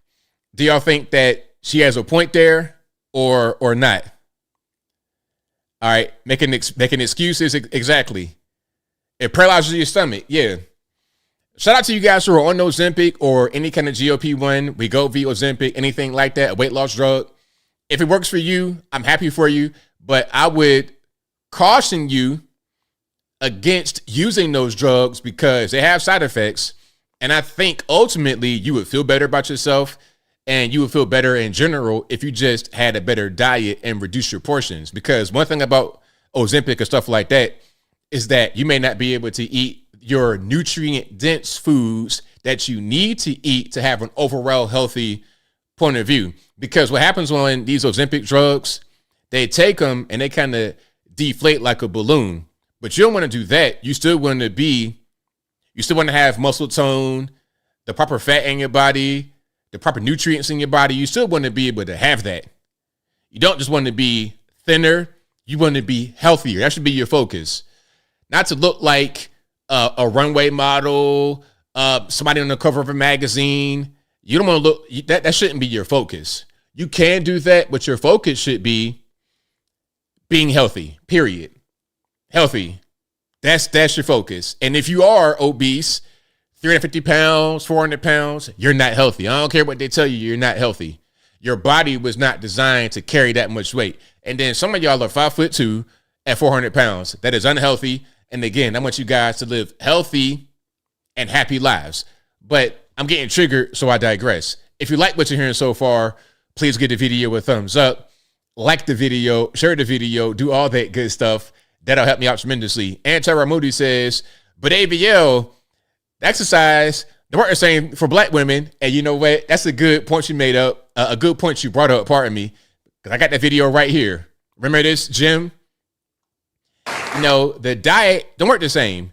And I think just as an aside, again, rabbit hole, degree of separation, this video we're going to watch, I believe was on the Oprah Winfrey Network. Funny enough. Okay. She's been pushing that I'm not fat. I got a disorder thing for a very long time, but let's watch. So I actually want us to hold up a little bit before we do this thing where we start blaming ourselves. Like, I hate when people talk about black women being obese. I hate it. because it becomes a way to blame us for a set of conditions that we didn't create. We're moving, we're taking care of kids, but our food quality suffers. We are living in the Trump era. And look, those policies kill our people. You can't get access to good health care, good insurance. The research says that black women, when we do the same diets as white women, we lose less weight and we lose it slower, even when we're following the diet, than our white women counterparts. And what public health practitioners think is that our stress responses in the body change our metabolism. It's literally that the racism that you're experiencing and the struggle to make ends meet actually means the diet don't work for you the same. So that is an old clip. It's a classic clip, but it works. It's perfect. I think that's from Oprah Winfrey's network. It's her situation, and it ties into what she said just recently on The View. It's the same kind of thing. Now, look, I don't know what kind of stress make you be 400 pounds. I mean, really, if anything, stress make you lose weight because you don't want to eat and you're not really able to keep things down. This is just somebody that enjoys eating. Eating is part of your life. And if you're not able to eat the way you want to, you're going to be kind of sad because that's something that you enjoy. You can't do anymore, or you can't do it something you did before. Again, diet. Exercise is good as well, but to not be looking like this, yeah, focus on your diet. That'll get her done every time. Hey, at one point in time, Lizzo was saying the same thing, and then what happened? She lost weight. Everybody, Amy Poehler, whatever her name is, y'all know what I'm talking about. Lady that was not funny. Is that oxymoron? Anyway, she had a comedy show on Netflix, and it was so bad that they changed the entire system of rating because it got so many negative views on it, negative votes on it. Y'all know what I'm talking about. Amy Poehler, Amy Schumer, something. On SNL, she was on SNL before. Anyway, y'all know what I'm talking about. All the big backs lost weight. Yeah, so blaming Trump and racism and genetics for your lack of willpower, for your lack of following a diet, for your unhealthy lifestyle is unhealthy in itself. But yeah, shout out to everybody out there who's on the weight loss journey, on the fitness journey. Okay. And shout out to everybody who understands basic things. Hey, you know what? I'm gonna show this because I got like limited time. I got a lot more clips. I want to show this. It's a little bit of cussing, so please pardon me. Hold on. Do I want to show this one first, or do I want to show? Let's show this one first. Okay. It's a little bit of cussing, and I said it before. We're talking about getting a degree. If you're going to get a degree in a thing that will have jobs available for you once you graduate, or get a degree in a thing that will enable you to work even without a job when you graduate. Don't spend a bunch of money on a degree that is useless. Underwater basket weaving, if you're going to spend a house mortgage on that, you're wasting your money. You might as well just take the money out of the bank and set it on fire in front of the school. It's going to be the exact same thing. But anyway, let's check this out. Guys, I fucked up so bad because I just spent over $250,000 on a degree in philosophy, and I didn't realize that there were not jobs for that. Like, no one is willing to pay me to sit in an apple orchard. No one is willing to pay me for my thoughts on what things do when they move. So I don't know what the fuck I'm gonna do. Guys. Okay, yeah, so I'm glad she's self-aware like that to understand to spend $250,000 on a philosophy degree might not be the best thing to do. Now, if you got money to burn and it doesn't really matter and you're not really trying to get a job at the end, okay, $250,000 on a useless degree, it makes no sense. You would have been better off not even going to school. Listen, when I was in school, at a certain point, I realized that it was enough. I pretty much had enough. I was ready to be done. Yeah, and once I was finished, straight to the streets, straight to being able to get money, straight to working, right to being productive. That's what I did. I went straight to being productive as soon as I was done with school. At a certain point, me being in school and then the job I had, it was like, it was part of my youth. And I needed to just shed all that and move on to the next phase. And I knew that getting a job might not be the best route for me. So I figured out a way to make money on my own. But you're not really going to be able to do that if your mind's not there, number one. And number two, if you have no skills upon which you can use to generate revenue for yourself. So a lot of them with these kind of degrees, they go into Starbucks. Hey, you going straight from a $250,000 debt on your back in school for a useless degree to Starbucks. You could have done that without and you know what? This is why a lot of the people at Starbucks, they're talking about, oh, we're going to have a union and collectivize, all this, that, and the third. A union, just because you picked a bad major, a bad degree to obtain, does not mean that Starbucks should pay you $100 an hour. How are you going to get paid that much from pouring coffee in the cup? I don't really get it. But yeah, I'm glad she's self-aware and she's able to understand that might not have been the best option. That might not have been the best thing to go get that degree for $250,000 and it'd be useless. Yep, trade school, monions in the bank, big monies in the bank, for sure. And you know what I did in high school? I took every kind of trade or tech class I could. Anything I could. I almost went to, like, a friend of mine went to Votech straight off, but I didn't want to do that. I thought about doing that, and looking back on that, I probably should have done that. But I took I took wood shop. I took this class called technology. We were messing with soldering and all that kind of stuff in that class. I took any kind of class I could that was in that same realm because I knew that I needed certain skills to be able to operate in life that I'm not going to learn by spending $250,000 on a philosophy degree. Anyway, shout out to you guys for watching. I appreciate y'all for rocking and rolling. Now, speaking about jobs, now I do favor like some labor jobs, but at the same time, AI is a real thing. And if a machine can do your job and you are not needed, then you might want to think about something a little bit more creative. Something that really can't be done by a machine as of yet. Y'all know me. I'm like a glowing dad. While talking about my yard is beautiful. My yard is amazing. All by me, 100%. Everybody come up to me. How'd you do it? Did you get contractors? You did it all by yourself? Wow, that's amazing. I know that job I did cannot be done by these machines like this. Ain't gonna be no drone or machine to go out there and cut my grass for me and mess with the plant bushes and trees. Not quite yet. But these machines like this are able to be a forklift. Okay, let's watch. And there's no sound on the video, but you can see what's going on. So I don't know if we got autonomous things or what's going on. It does not appear to be AI.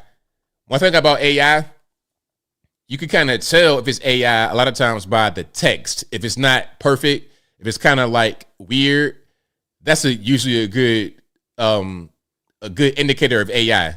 Maybe they're going to fix that in the future in like 2 months, but as of right now, the text would not be quite as clear if it was AI, in my humble opinion.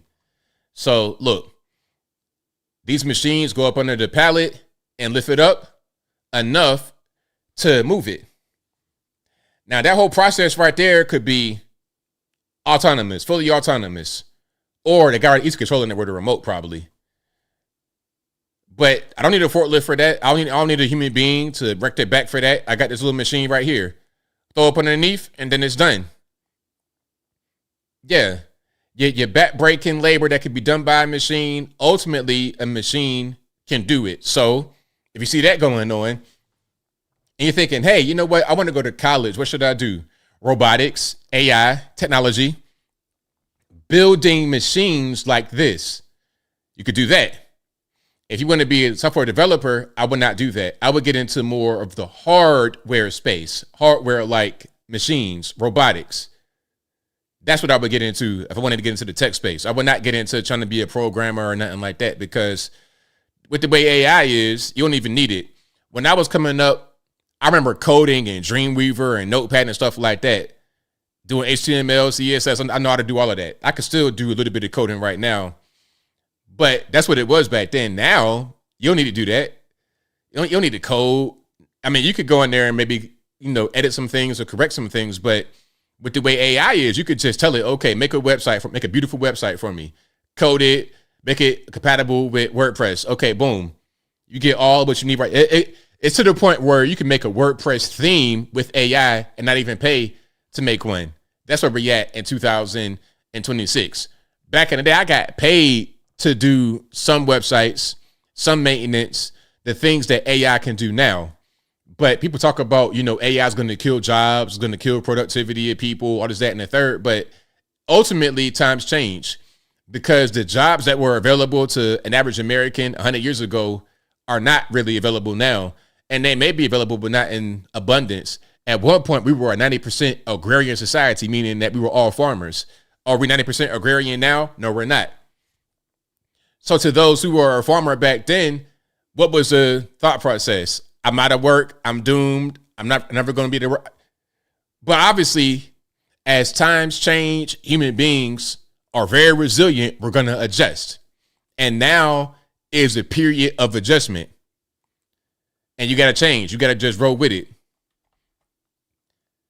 Okay, now here's a high school in North Carolina where they're competing in the masonry competition. This, I love. We need this all over the US of A. We need it all over the US of A. Now, maybe at a certain point, AI can have robotics that can do this, but this is a skill that's good to have because you can do things on your own without having to resort to a robot, without having to call a contractor, without having to spend money to have someone or something else do it for you. Okay, like my yard. I could call contractors and have them do it and pay all the money in the world, or I could do it myself. I can do certain things by myself that others would pay someone to do. That's going to be a great skill to have because you can save money like that. You can always get things the way you want it. Okay, you got to repair something right quick in a flash, in a hurry. You could do it yourself. Anyway, let's watch this. All right, we got music, of course, but you can see what's going on. Got the ladies out there too. I'm with it. Shout out to the ladies out there. Okay, getting money with the masonry. We got brick, we got cinder block. And what I want to see return are brick houses, like true brick houses, not just brick veneer with wood framing. I'm talking about brick all the way. That's what I want to see come back. Shout out to the real brick houses out there and a cinder block. Cement, all of that. More, these homes are more durable. The heating and cooling is better often. Yeah, shout out to the brick houses. And again, even if you have AI or robots to come in and do some of this stuff, bricklaying machines, it's nothing like having a skill that you could do without relying upon anyone else to do it for you. All right. But shout out to you guys. And here's one. Speaking about food and big backs and whatnot, RFK on Trump's eating habits. How was he even alive? Let's watch this. Who has the most unhinged eating habits? The president.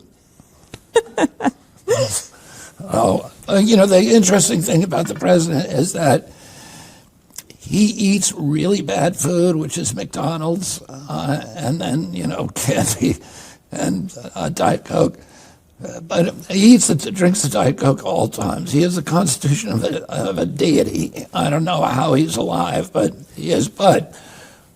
And he's at Mar-a-Lago. He says that the only time that he eats the junk food is when he's on the road, and he wants to eat food from big corporations because he trusts it. He doesn't want to get sick when he's on the road. But when he's at Mar-a-Lago or at the White House, he's eating really good food. So I think you get this, if you travel with him, you get this idea that he's just pumping himself full of poison all day long, and you don't know how he's walking around, much less being the most energetic person, any of us have ever met. So shout out to RFK Jr. He's saying, you know what? Trump eats the worst things when he's on the road.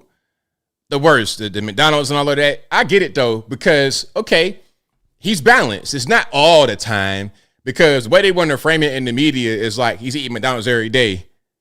You know, breakfast, lunch, dinner all the time at the White House. Like he's in the Oval Office with a Big Mac, just scarfing that down.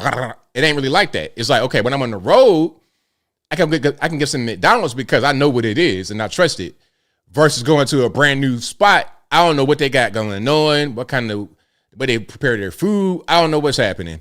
Okay, and I'm on the same page with them. Like if I'm hungry and I need to eat something and I'm out on the road, I'll probably go to McDonald's or something like that too, so I know kind of what I'm gonna get already.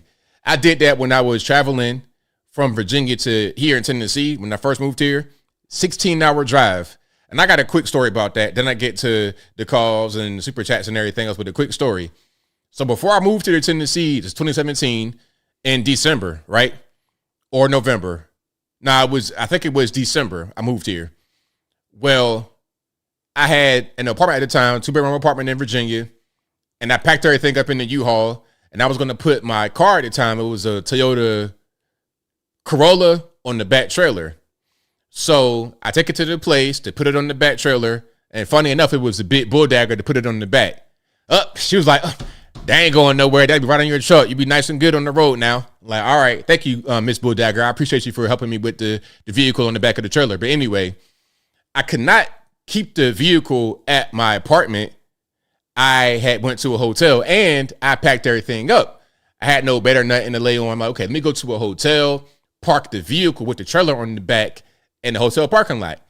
Get to the hotel. I'm settling in. Everything's good. I'm laying down, trying to get some shut eye. And all of a sudden, the alarm goes off. It's a fire in the hotel. We're outside for like a half hour, 45 minutes. I'm out there with one shoe on, one shoe off, the sock looking crazy, sweatpants all over the place. And I'm like, you know what? I'm not really that tired. It's like 2:30 in the morning. Like, you know what? I'm going to get on the road right now. So once we went back in the actual hotel, I got all my clothes on for real, got my bags together, and I got in the vehicle and I started off. I left at about 2:30 a.m. and I got here at 8 o'clock p.m. I started, it was dark, and I ended, it was dark. So once I got to the Tennessee state line at about the 10-hour mark or so, maybe a little bit more than that, probably like 13 hours took me to get there. To go from Virginia Beach through Virginia, I ain't go 64. I went 460 feet, or like I went 460. If you know what I'm talking about, you know what I'm talking about. I went 460 across, and then I went 81 down, and then 75. In Tennessee, I'm dead tired. I had a few little stops here and there, but I was dead tired. And what did I find on the way? A beautiful Golden Arches sign. I stopped right there at the McDonald's. I'm looking disheveled. Are you okay? No, I'm not okay. Let me get a few items. Let me get a chicken sandwich, the large fry, Dr. Pepper. Give me all the sugar in the world. I ate that. I know it was bad for me. It wasn't a good meal, but I was no longer dead tired. And once I got at Chattanooga, I was full of energy. Like I ain't even really be on the road for 16 hours. So yeah, more of the story. You can eat bad food sometimes, not all the time, and try to avoid it. And if you are dead hungry, dead tired, and all you have is bad food, it's better to have bad food in that instance than no food, in my humble opinion. So yeah, shout out to McDonald's. They're going to come through you for you in the clutch. They sure will. But if you like what you're hearing so far tonight, please give the video a thumbs up, like the video, share the video, do all that good stuff. That'll help me out tremendously. I got one more for you guys, and then I'm going to get to the next phase, to the calls and whatnot. On that same food topic, this guy's a waiter, and he has never served a black guy with a food allergy. But he knows who's going to have a food allergy when they get there. All right, hold on. Let me just watch this. I've been a waiter for a while now, and it blows my mind how everyone that has food allergies looks like they have food allergies. Been waiting tables 12 years, never met a black guy or a boomer with a food allergy. But the minute some dork in like a turtleneck sweater and Harry Potter glasses sits down, he's like, walnut. So if you got a food allergy, shout out to you. No hate against those who have food allergies. It's totally fine. But is he lying?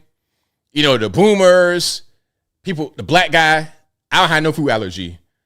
I go to a restaurant and they say, do you have any allergies? No. All I can't do is drink milk. I could drink it, but I don't like milk. I have no allergies. Walnuts and this and that. Nah, give me all the foods you got. Give me all the garnishings. Put everything on it. Yeah, I want a number 2, or I want this particular thing. Oh, I want the not a number 2 in the restaurant. I want the wild caught sea bass with everything, all the trimmings, all the accoutrements. Give me all of that on a wild caught sea bass. Yeah. The chef says, cook it this way, cook it rare. Let me get that rare. Yeah, all of that. I'm not going to burn my steak. I'm not going to take all stuff. Whatever it is, the way it comes, I'm going to get that and enjoy it. Anyway, shout out to you guys who have food allergies. Hopefully I didn't offend you. But if you like what you're hearing so far, please give the video a thumbs up. Like the video, share the video, do all that good stuff that helps me out tremendously. Okay. We got super chats on deck. I'm going to get these, and then we're going to get into the calls. The number to call is 706-406-3287. Again, 706-406-3287. Thank you to Apple, who says, Dr. Naomi Wolf said, white women are attracted to the big, burly alpha ice, and they get rocked being arrested. Comments? Absolutely. That's what they're into, because they don't get that masculine attention anywhere else. A lot of times they're not married. They got cats. Their cats will not give them that masculine attention. The cat is just a cool pet, comfort, whatever. It's like having a baby or something. They're not getting the masculine attention, the dominance that they want, that they crave, that they need. It's just not there. So they go messing with the ICE agents to get it from them. Now, sometimes they play around and get deleted like the bull dagger. But normally they just kind of want to play that kind of role. They might want to get touched or roughed up a little bit, just a little bit, so they don't get hurt, but they still feel the masculinity. That's a real thing, 100%. 100%. Matter of fact, hold on. I think I have a collection of these memes for that. That's a good point that you brought up. Let me see if I can find it right quick. But yeah, okay. Shout out to Lauren Chin, aka Roman Millennial. So look, now this might be, it's not visually graphic, but it's just the word is a little bit graphic. Okay. So I'm warning you right now. You can see what it says right there. Okay. Hypnotized, but it does not say hypnotized. It says something else. It's hypnotized with a DICK in the front, basically. Anyway, at the protest. And abolish ICE. You see the little embrace right there. She came to chant. She stayed to stare. Okay. And then melting ice. There's a good one right there. It's a good little romance novel book cover. Okay. And another one. Mills and Boone, Wives of Fascists. Harlequin romance. All right. And then what else we got? Okay. This was a good one. Shout out to Silent Meme Majority. Detained by Desire. Now, this was like a real picture that they just stylized. Remember the adult diapers lady? Yeah, that's in her mind. That's how this interaction was going, because they want that romance novel, masculine energy to be sent to them. They want to receive that masculine energy from the ICE agents. Okay. There we go. So shout out to the romance novels. The romance book covers inspired by these people at the ICE protests. Thank you to Himalayan, who says, make Minnesota great again. Right on. Thank you to Apple, who says, any community are going to move to Greenland. Thoughts? They're not going to no Greenland. Not at all. Hey, they don't even like the passport bros. How you going to be moving to Greenland if you're not even the passport bro? Thank you to Apple again, who says, free Tina Peters, fire all the deep state federales. Thank you to Apple, who says, ABL, what percentage of anti-ICE are legit and what percentage are paid? That's a good question. I want to say 80% are paid, and the rest are just normies bored. Maybe not 80%, maybe about 70% are paid in some kind of way. Paid and or organized. So they may not be paid, but they're organized by people who are paid, I would say, for sure. That gets to Apple, who says, ABL, U.S. military strikes on Iranian targets. No, I think I already answered that one. Thank you to Mauricio, who says, liberals are basically the psychopaths of our day.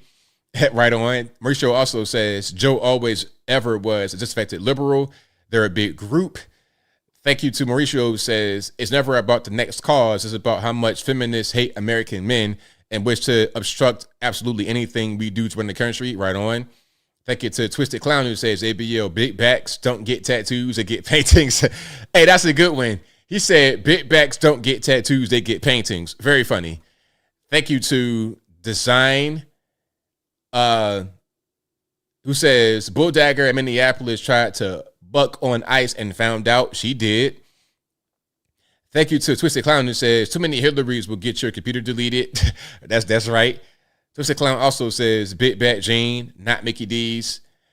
Thank you to Taylor, who says, you go to another country and you don't see any fat people. You telling me the fat gene is only in America? Oprah is projecting. Exactly. Like, what are we talking about exactly?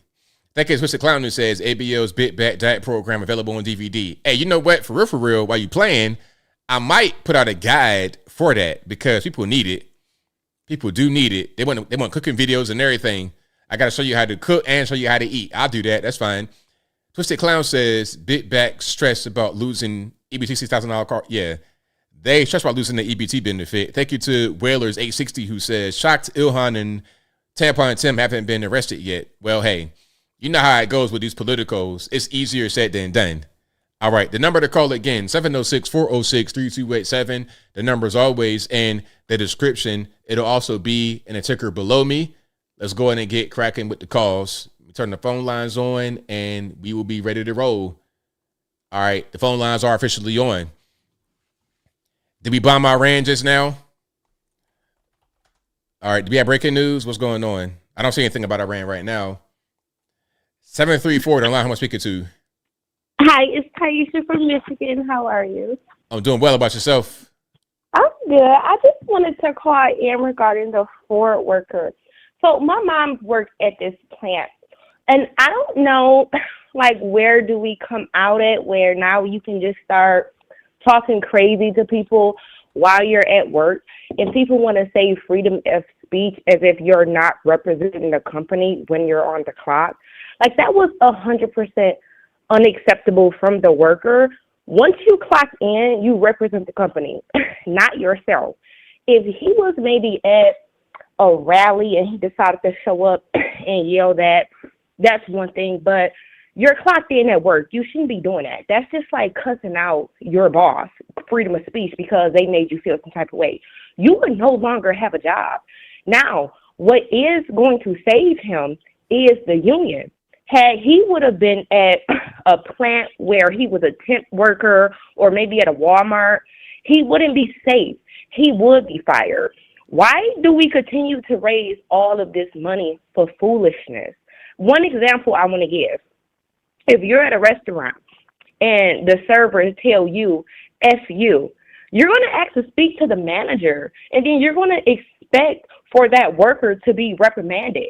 So now, why are we just sitting up calling him a hero? He's not a hero. He's just a regular idiot that's talking crazy at his job.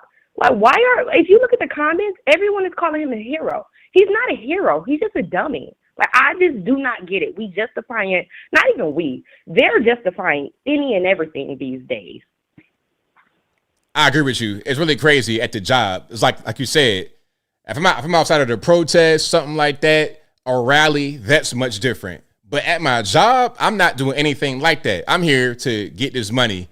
That's it. I'm not here to try to make a political statement, try to be Mr. Brave, tough guy. Nah, I'm here for one reason and one reason only, to get money and bring it back home. All the other stuff, I'm not with it.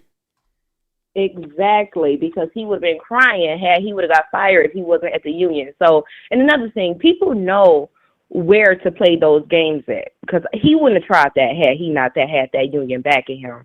But that was my only comment tonight, because I just thought that was ridiculous that he even raised almost $500,000. That's crazy.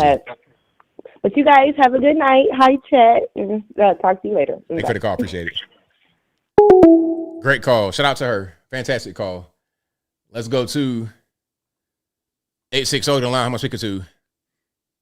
Anthony, Tiffany Ranger Xbox. How you doing, brother? It's all good. What's happening? Hey, man, you know better than I do. Real quick, couple of quick cooking tips for you if you want. All right. You'll like these.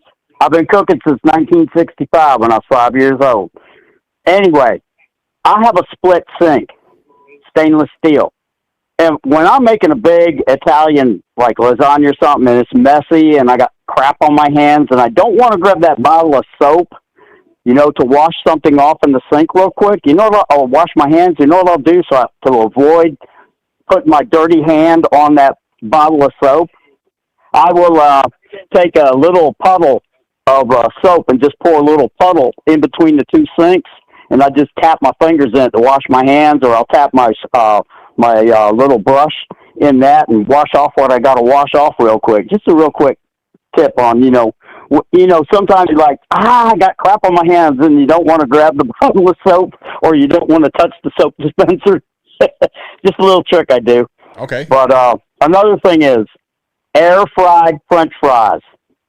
I got the lock. What you do is you get your Ziploc bag. Then you take your serving of frozen fries and you put them in that Ziploc bag. Then you get your real olive oil, okay? And you'll know it's real olive oil because it'll have 3 dates.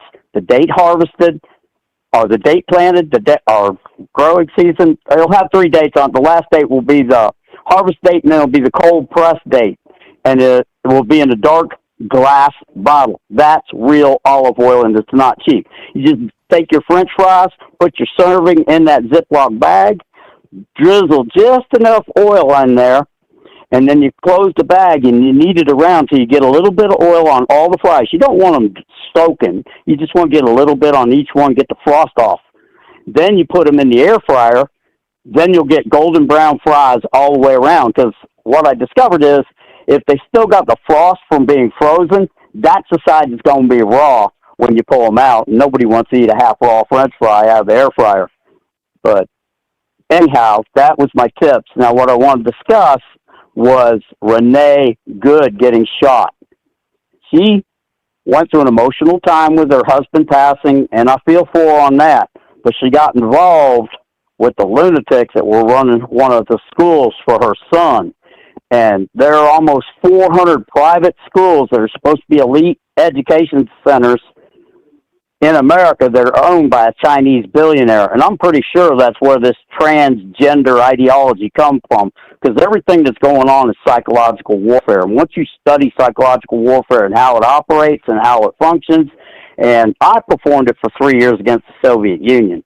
So when I worked in the headquarters of CTAP. So when they started using it on me during the COVID, I'm like, wait a minute, I've seen this record before. But anyway, she was told that she was lawfully detained.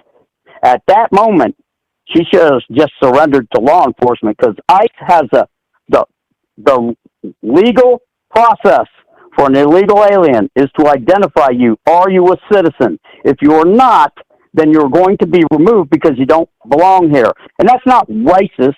And anyway, on that point, I am a racist. I'm a racist, you're right. There's only one race, the human race. We may come in different flavors, like Labrador Retrievers, but we're all still human beings. So why don't you try joining us for a change? It's just annoying. What do you think, brother? I'm right there with you, man. Right on. Well, anyway, that's all I got. I mean, the woman clearly tried to run the man over. When you saw, and that's what the media does. You'll see them crowds, but there's only like 30 or 40 people there. They condense them, and then they close in the angle to make it look like there's thousands of people there when it's all just smoke and mirrors. There's only, let's see, in 1900, there was 1/3 of the Earth's population was white. We're now 8 to 10% of the Earth's population. We're being exterminated what's the world going to be like when white people are gone? Because all the most intellectual blacks are in America, and that's because of culture and the spatial distances of Africa. Africa will fit North America, South America, Europe, and Canada inside of it, and still have a little room left over for Australia. That's how big it is. And so they're isolated groups of people who've been marrying their cousins for a long time. That's not good. But the blacks that come to America were forced to marry outside their tribes.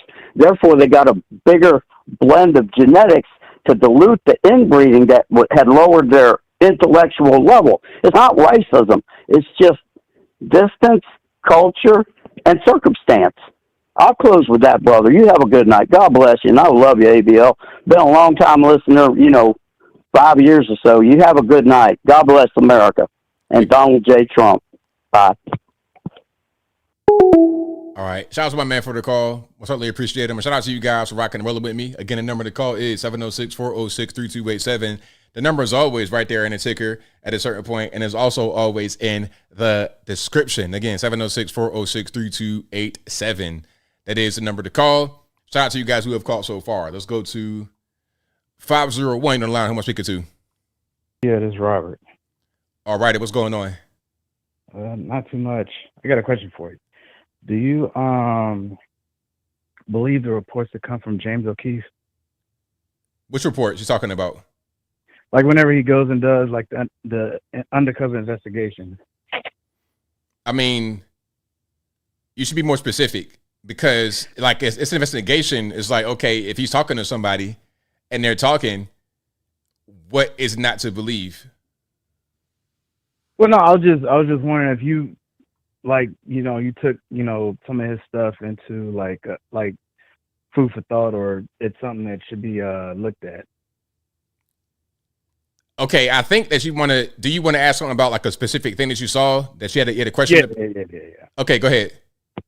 So today I just seen a video of from James O'Keefe where the vice president's Secret Service person who goes on was part of his actual entourage, went on one of these dates with this woman, and he was a holdover from the Biden Kamala Harris regime, and he was telling her all types of stuff that was actually secret. Like he was telling like where they were at, how many people go with him. Like he was just spouting his mouth out to this woman that he was on this date with. Yeah, I mean, stuff like that. First of all, I think that people do stuff like that because it's a couple of reasons why I think that he might do something like that to try and impress. Was it a woman or a man he was trying to impress? It was a woman. Okay, well, that's usually it'd be a man, but anyway, just trying to impress her. But also, he might not necessarily like JD Vance, and he's just doing his job. He says he doesn't like anything that the current administration is doing right now. Well, there you go. So it could be a combination of. It's probably more him just trying to impress her, but it don't even really matter if it's him trying to impress her or he's just doing that out of spite. It don't matter, because ultimately you can't do that if you're in Secret Service. You got to keep that stuff secret. Yeah. I mean, I was just kind of shocked that I didn't see any other information about anybody else talking about that. I'm gonna check it out. I did see like that come across my feed. I'm gonna check it out, and I'll probably do a video on that, man. I appreciate the tip. Yeah. One thing that everybody keeps talking about is the car, touched and whatnot. Like I was in the military, and I also did some actual law enforcement. I went to the police academy and all that stuff. Like when you go through STO, I mean, we actually go through training for, like vehicles. Vehicles are 100% a car. Like one of the scenarios that we talked about was there was a case where this guy, he was driving, he was acting crazy, and there was actually a point where they actually used snipers and they shot him in the car as he was traveling down the road. And then there was a similar situation where, police officers were trying to stop this person, and he tried to take off and they shot him. So, I mean, if you get hit by a bull or if you get kicked by a horse, anything that weighs half a ton or a ton is going to do a lot of damage to you. Exactly. People don't understand that basic thing. They think that it's just not really a big deal. He just got brushed, he just got touched, he just got a little bit of a hit. It's like, you don't really get it. It's one thing to see something like that on a video, but when you actually get hit by something like that, it's going to be much different. Like getting kicked by a horse, it can be devastating to you. You could really like be seriously damaged on the outside and the inside. So people just got to kind of understand the way things actually work in real life rather than what they think is the case by watching the video online. Yeah, and I think one more point about something different. Like with these people that keep talking about colleges and all this other stuff. Like I'm going to college right now, and I was in the military for 20 years, and I was able to use my GI Bills. So I was lucky enough to have all the post 9/11 benefits, and I was in long enough to where I also have the Montgomery GI Bills, like the bill that came before the post 9/11. And so I think that these people that don't have, degrees like what you showed in the video where she had like a sociology or whatever that was, if you got some kind of BS degree, I think that this administration or some administration in the future should make it to where, like, okay, if you want the government to pay off your bills, you join the military. You're not going to go in as an officer. You're going to go in as we'll make you an E4 or E5 depending on your degree. You do your 4 years, and then instead of you getting a GI Bill, it will pay for your degree with that, but then you also have to do 4 more years of active reserves. I mean, it makes sense to me. I like that a lot. I mean, that'll solve a lot of problems. You can bolster up the army a little bit. I mean, you can bolster up the military a little bit, and you can also help those with their actual student loans. So yeah, I say it's a win for both sides. Yeah, that's pretty much all I had tonight. Well, thank you for the call, man. Definitely appreciate you. Yeah, definitely look into that James O'Keefe thing because I want to see your opinion on that. Yeah, I got you, boss. All right. Shout out to the caller. Great call. Let's keep rocking and rolling. Let's go. 504 to the line. Who am I speaking to? Hey, ABL. It's Alien Spaceship. Alien Spaceship. What's happening? Shout out to you in chat. I am listening to the show and the callers and enjoying it. So I was about Greenland. There's lots of I think that, in my opinion, the other countries like China and Russia probably would want Greenland for themselves, and I do think it would be a strategic benefit if we had it closer to us.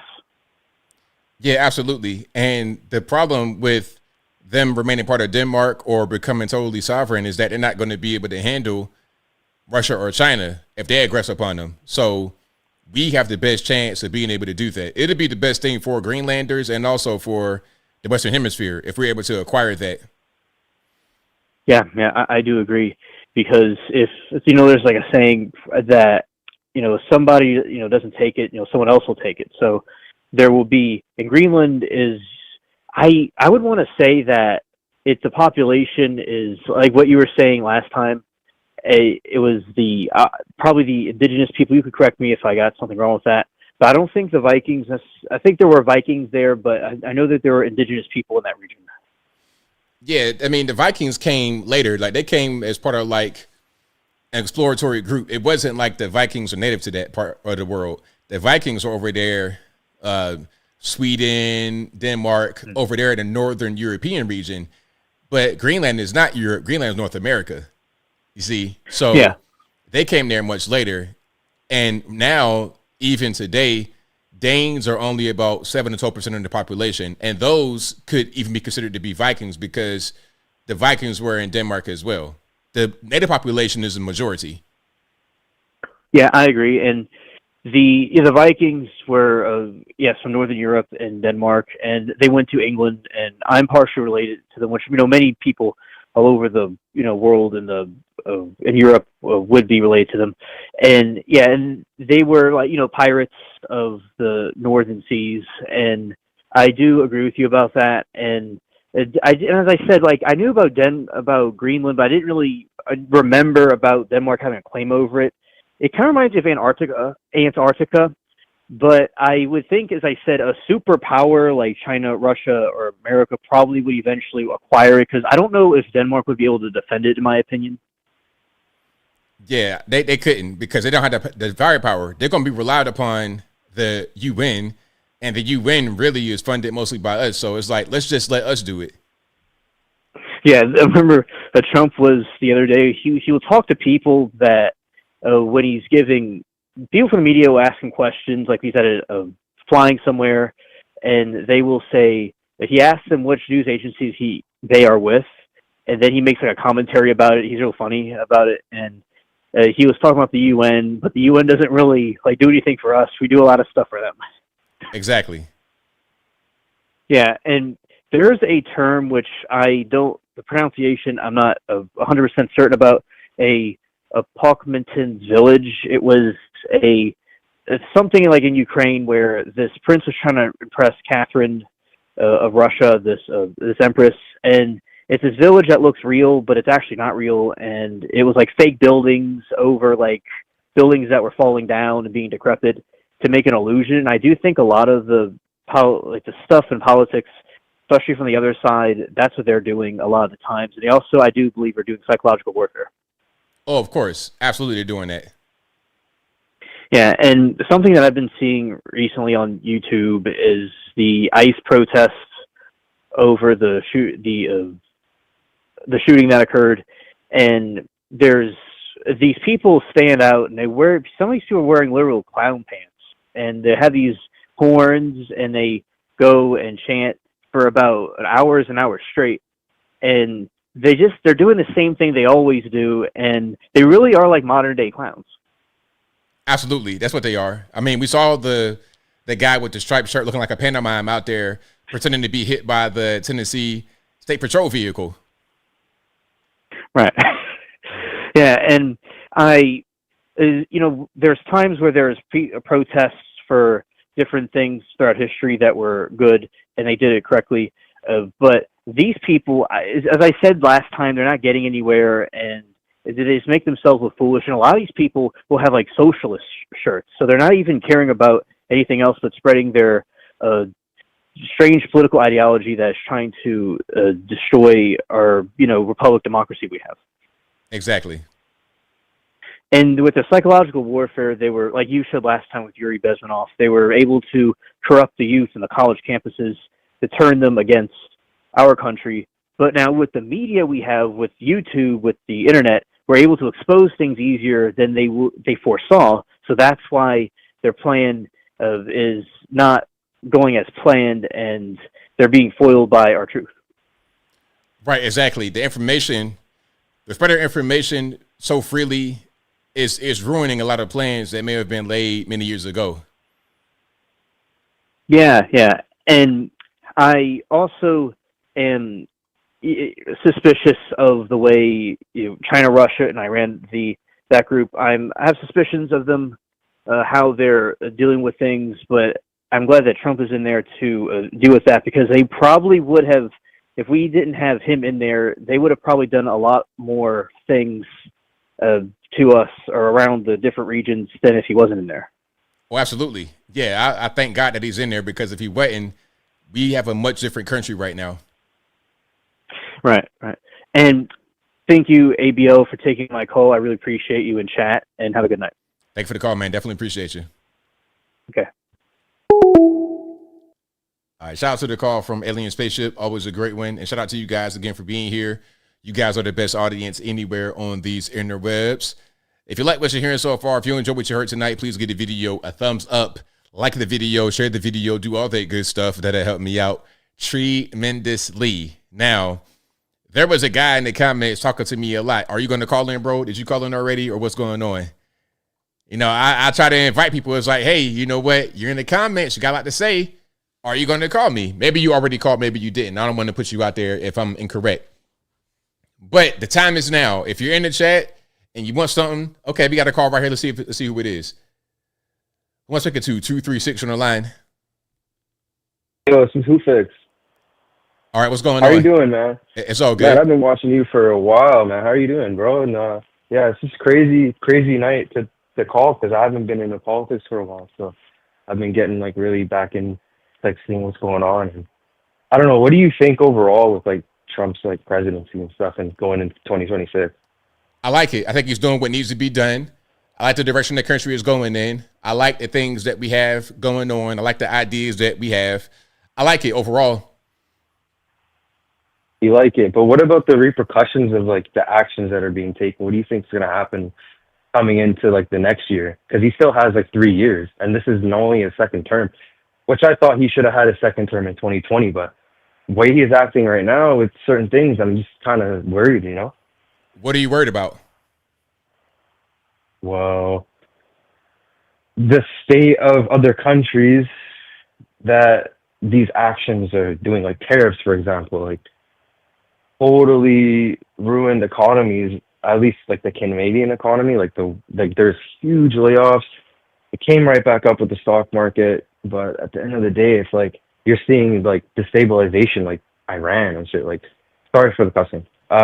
Like Iran, like what's going on over there, and like how are we gonna go from Venezuela, which they have oil, so that's not even like front, you know what I mean? So now you're going to Greenland, like a lot of people are saying, you know, it's minerals that they're going for and probably strategic military location, but like who are we fighting? Like I thought it was America first. Why are we another country? That's the only thing. I thought he was going to pull out a word. Why are we starting it?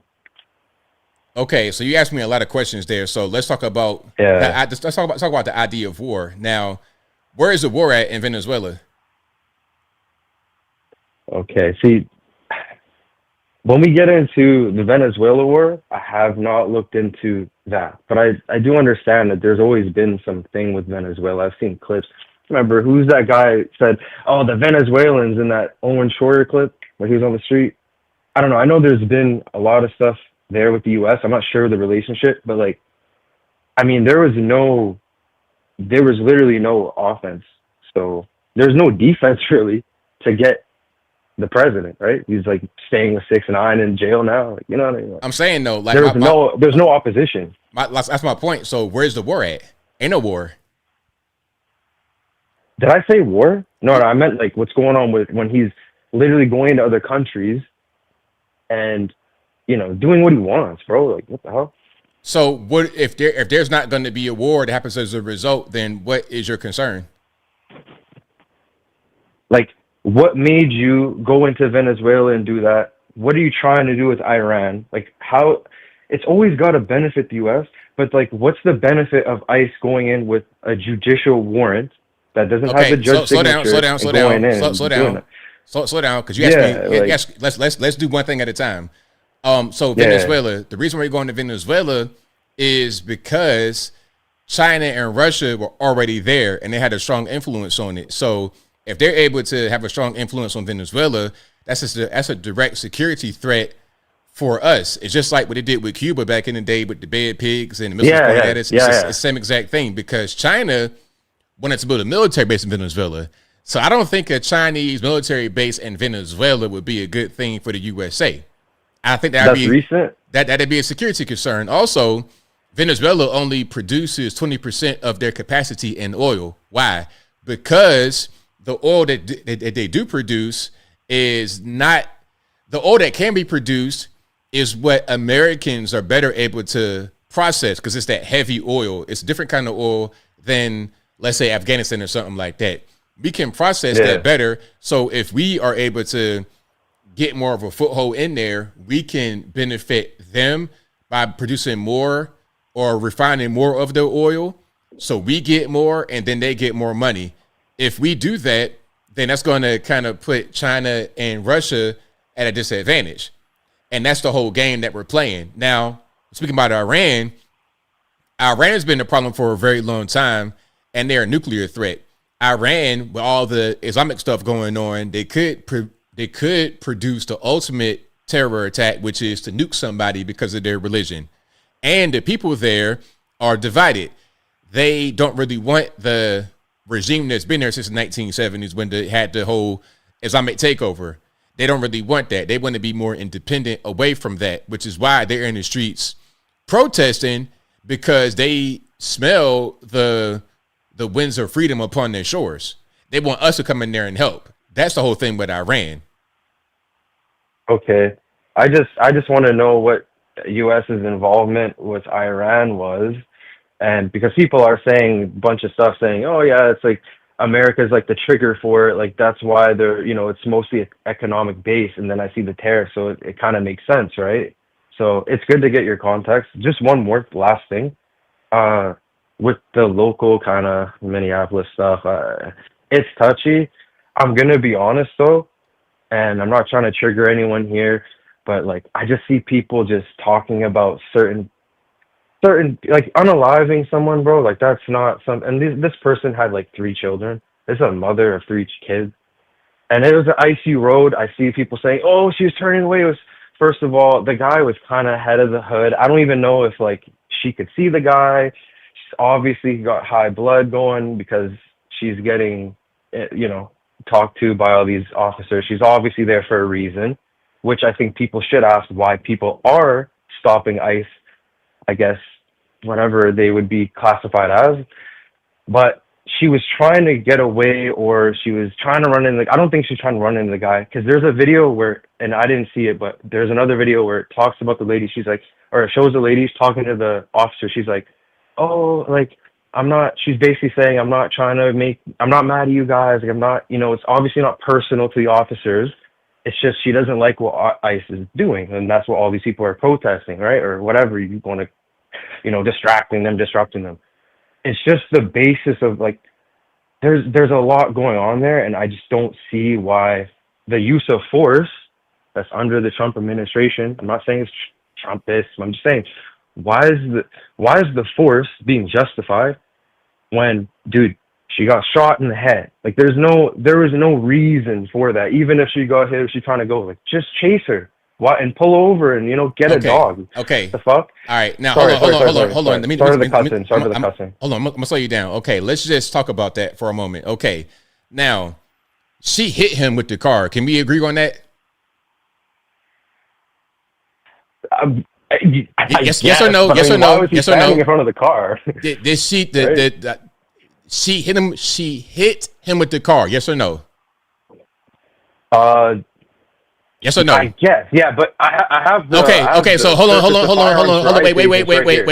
Wait. Because let's slow down. So the first question I asked you, she hit him with the car. You say yes. Okay. If you or I hit a cop with the car, what do you think they're going to do?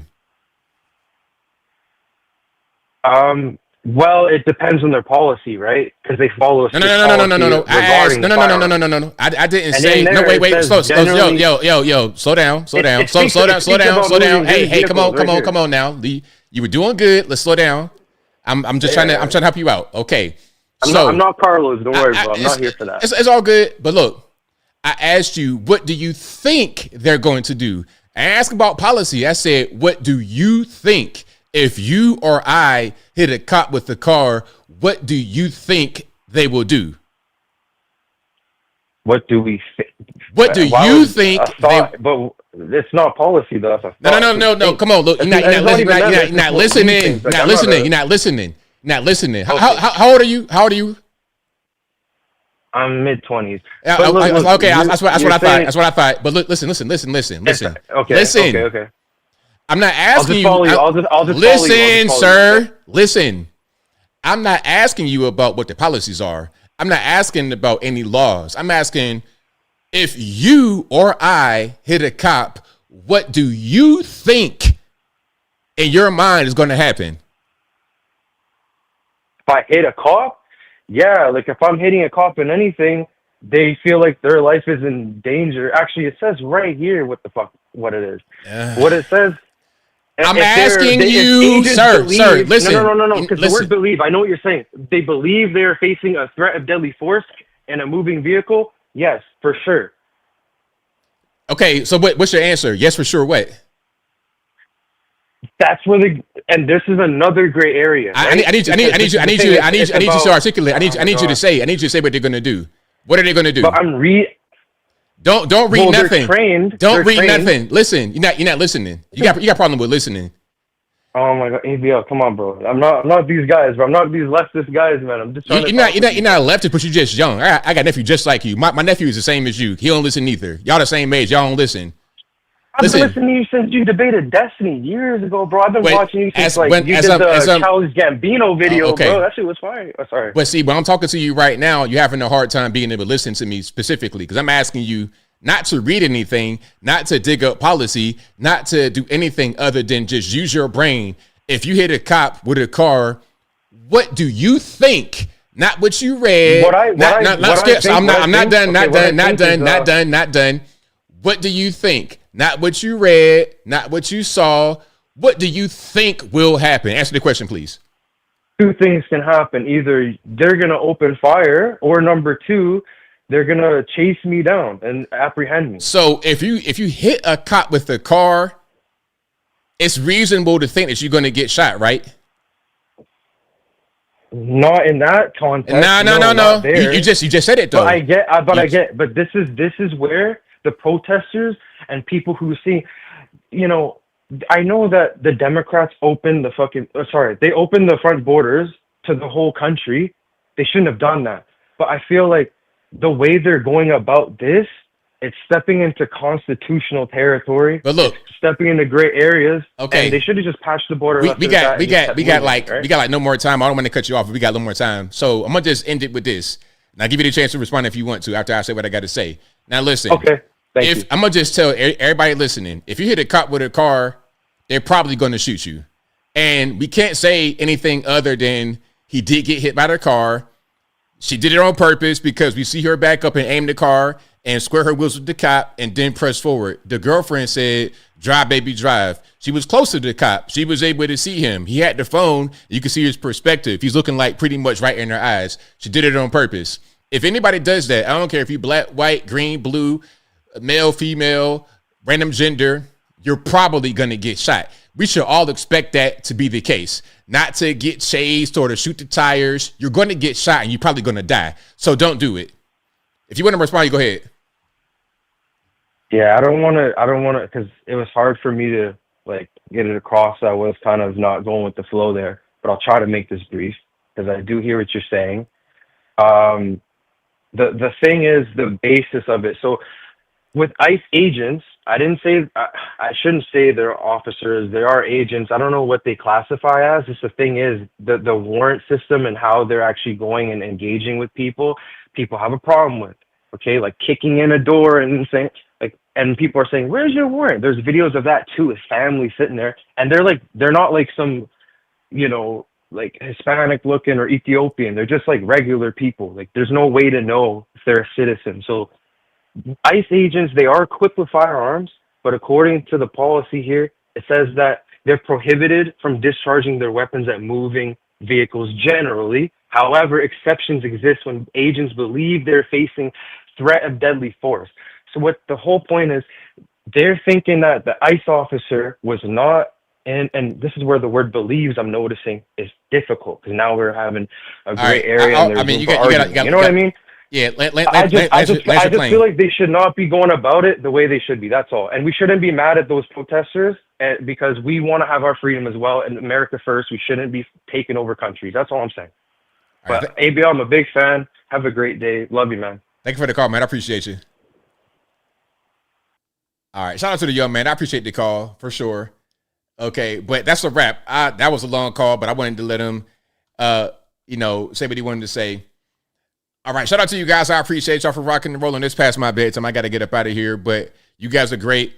The best audience anywhere on these interwebs. If you like what you heard tonight, if you enjoyed the content in general, please give the video a thumbs up. Like the video, share the video, do all that good stuff. That'll help me out tremendously. If you couldn't get on tonight, I'm sorry. Don't blame me. Blame the white man. You know it ain't my fault. I got a few calls coming in right now, but it's time for me to go. I'll be back live again on Saturday. Same bat time, same bat place. 8 p.m. Eastern time to right around right now, 11 p.m. Eastern Standard Time. And shout out to everybody for watching, retweeting, super chat, and whatever you do. Y'all know I could not do the show without you. Thank you to the mods for keeping them trolls in check. I appreciate y'all for that as well. Now wrapping on up, put the bow on top after the last super chat. Thank you to Dude Raw for being an ABL supporter.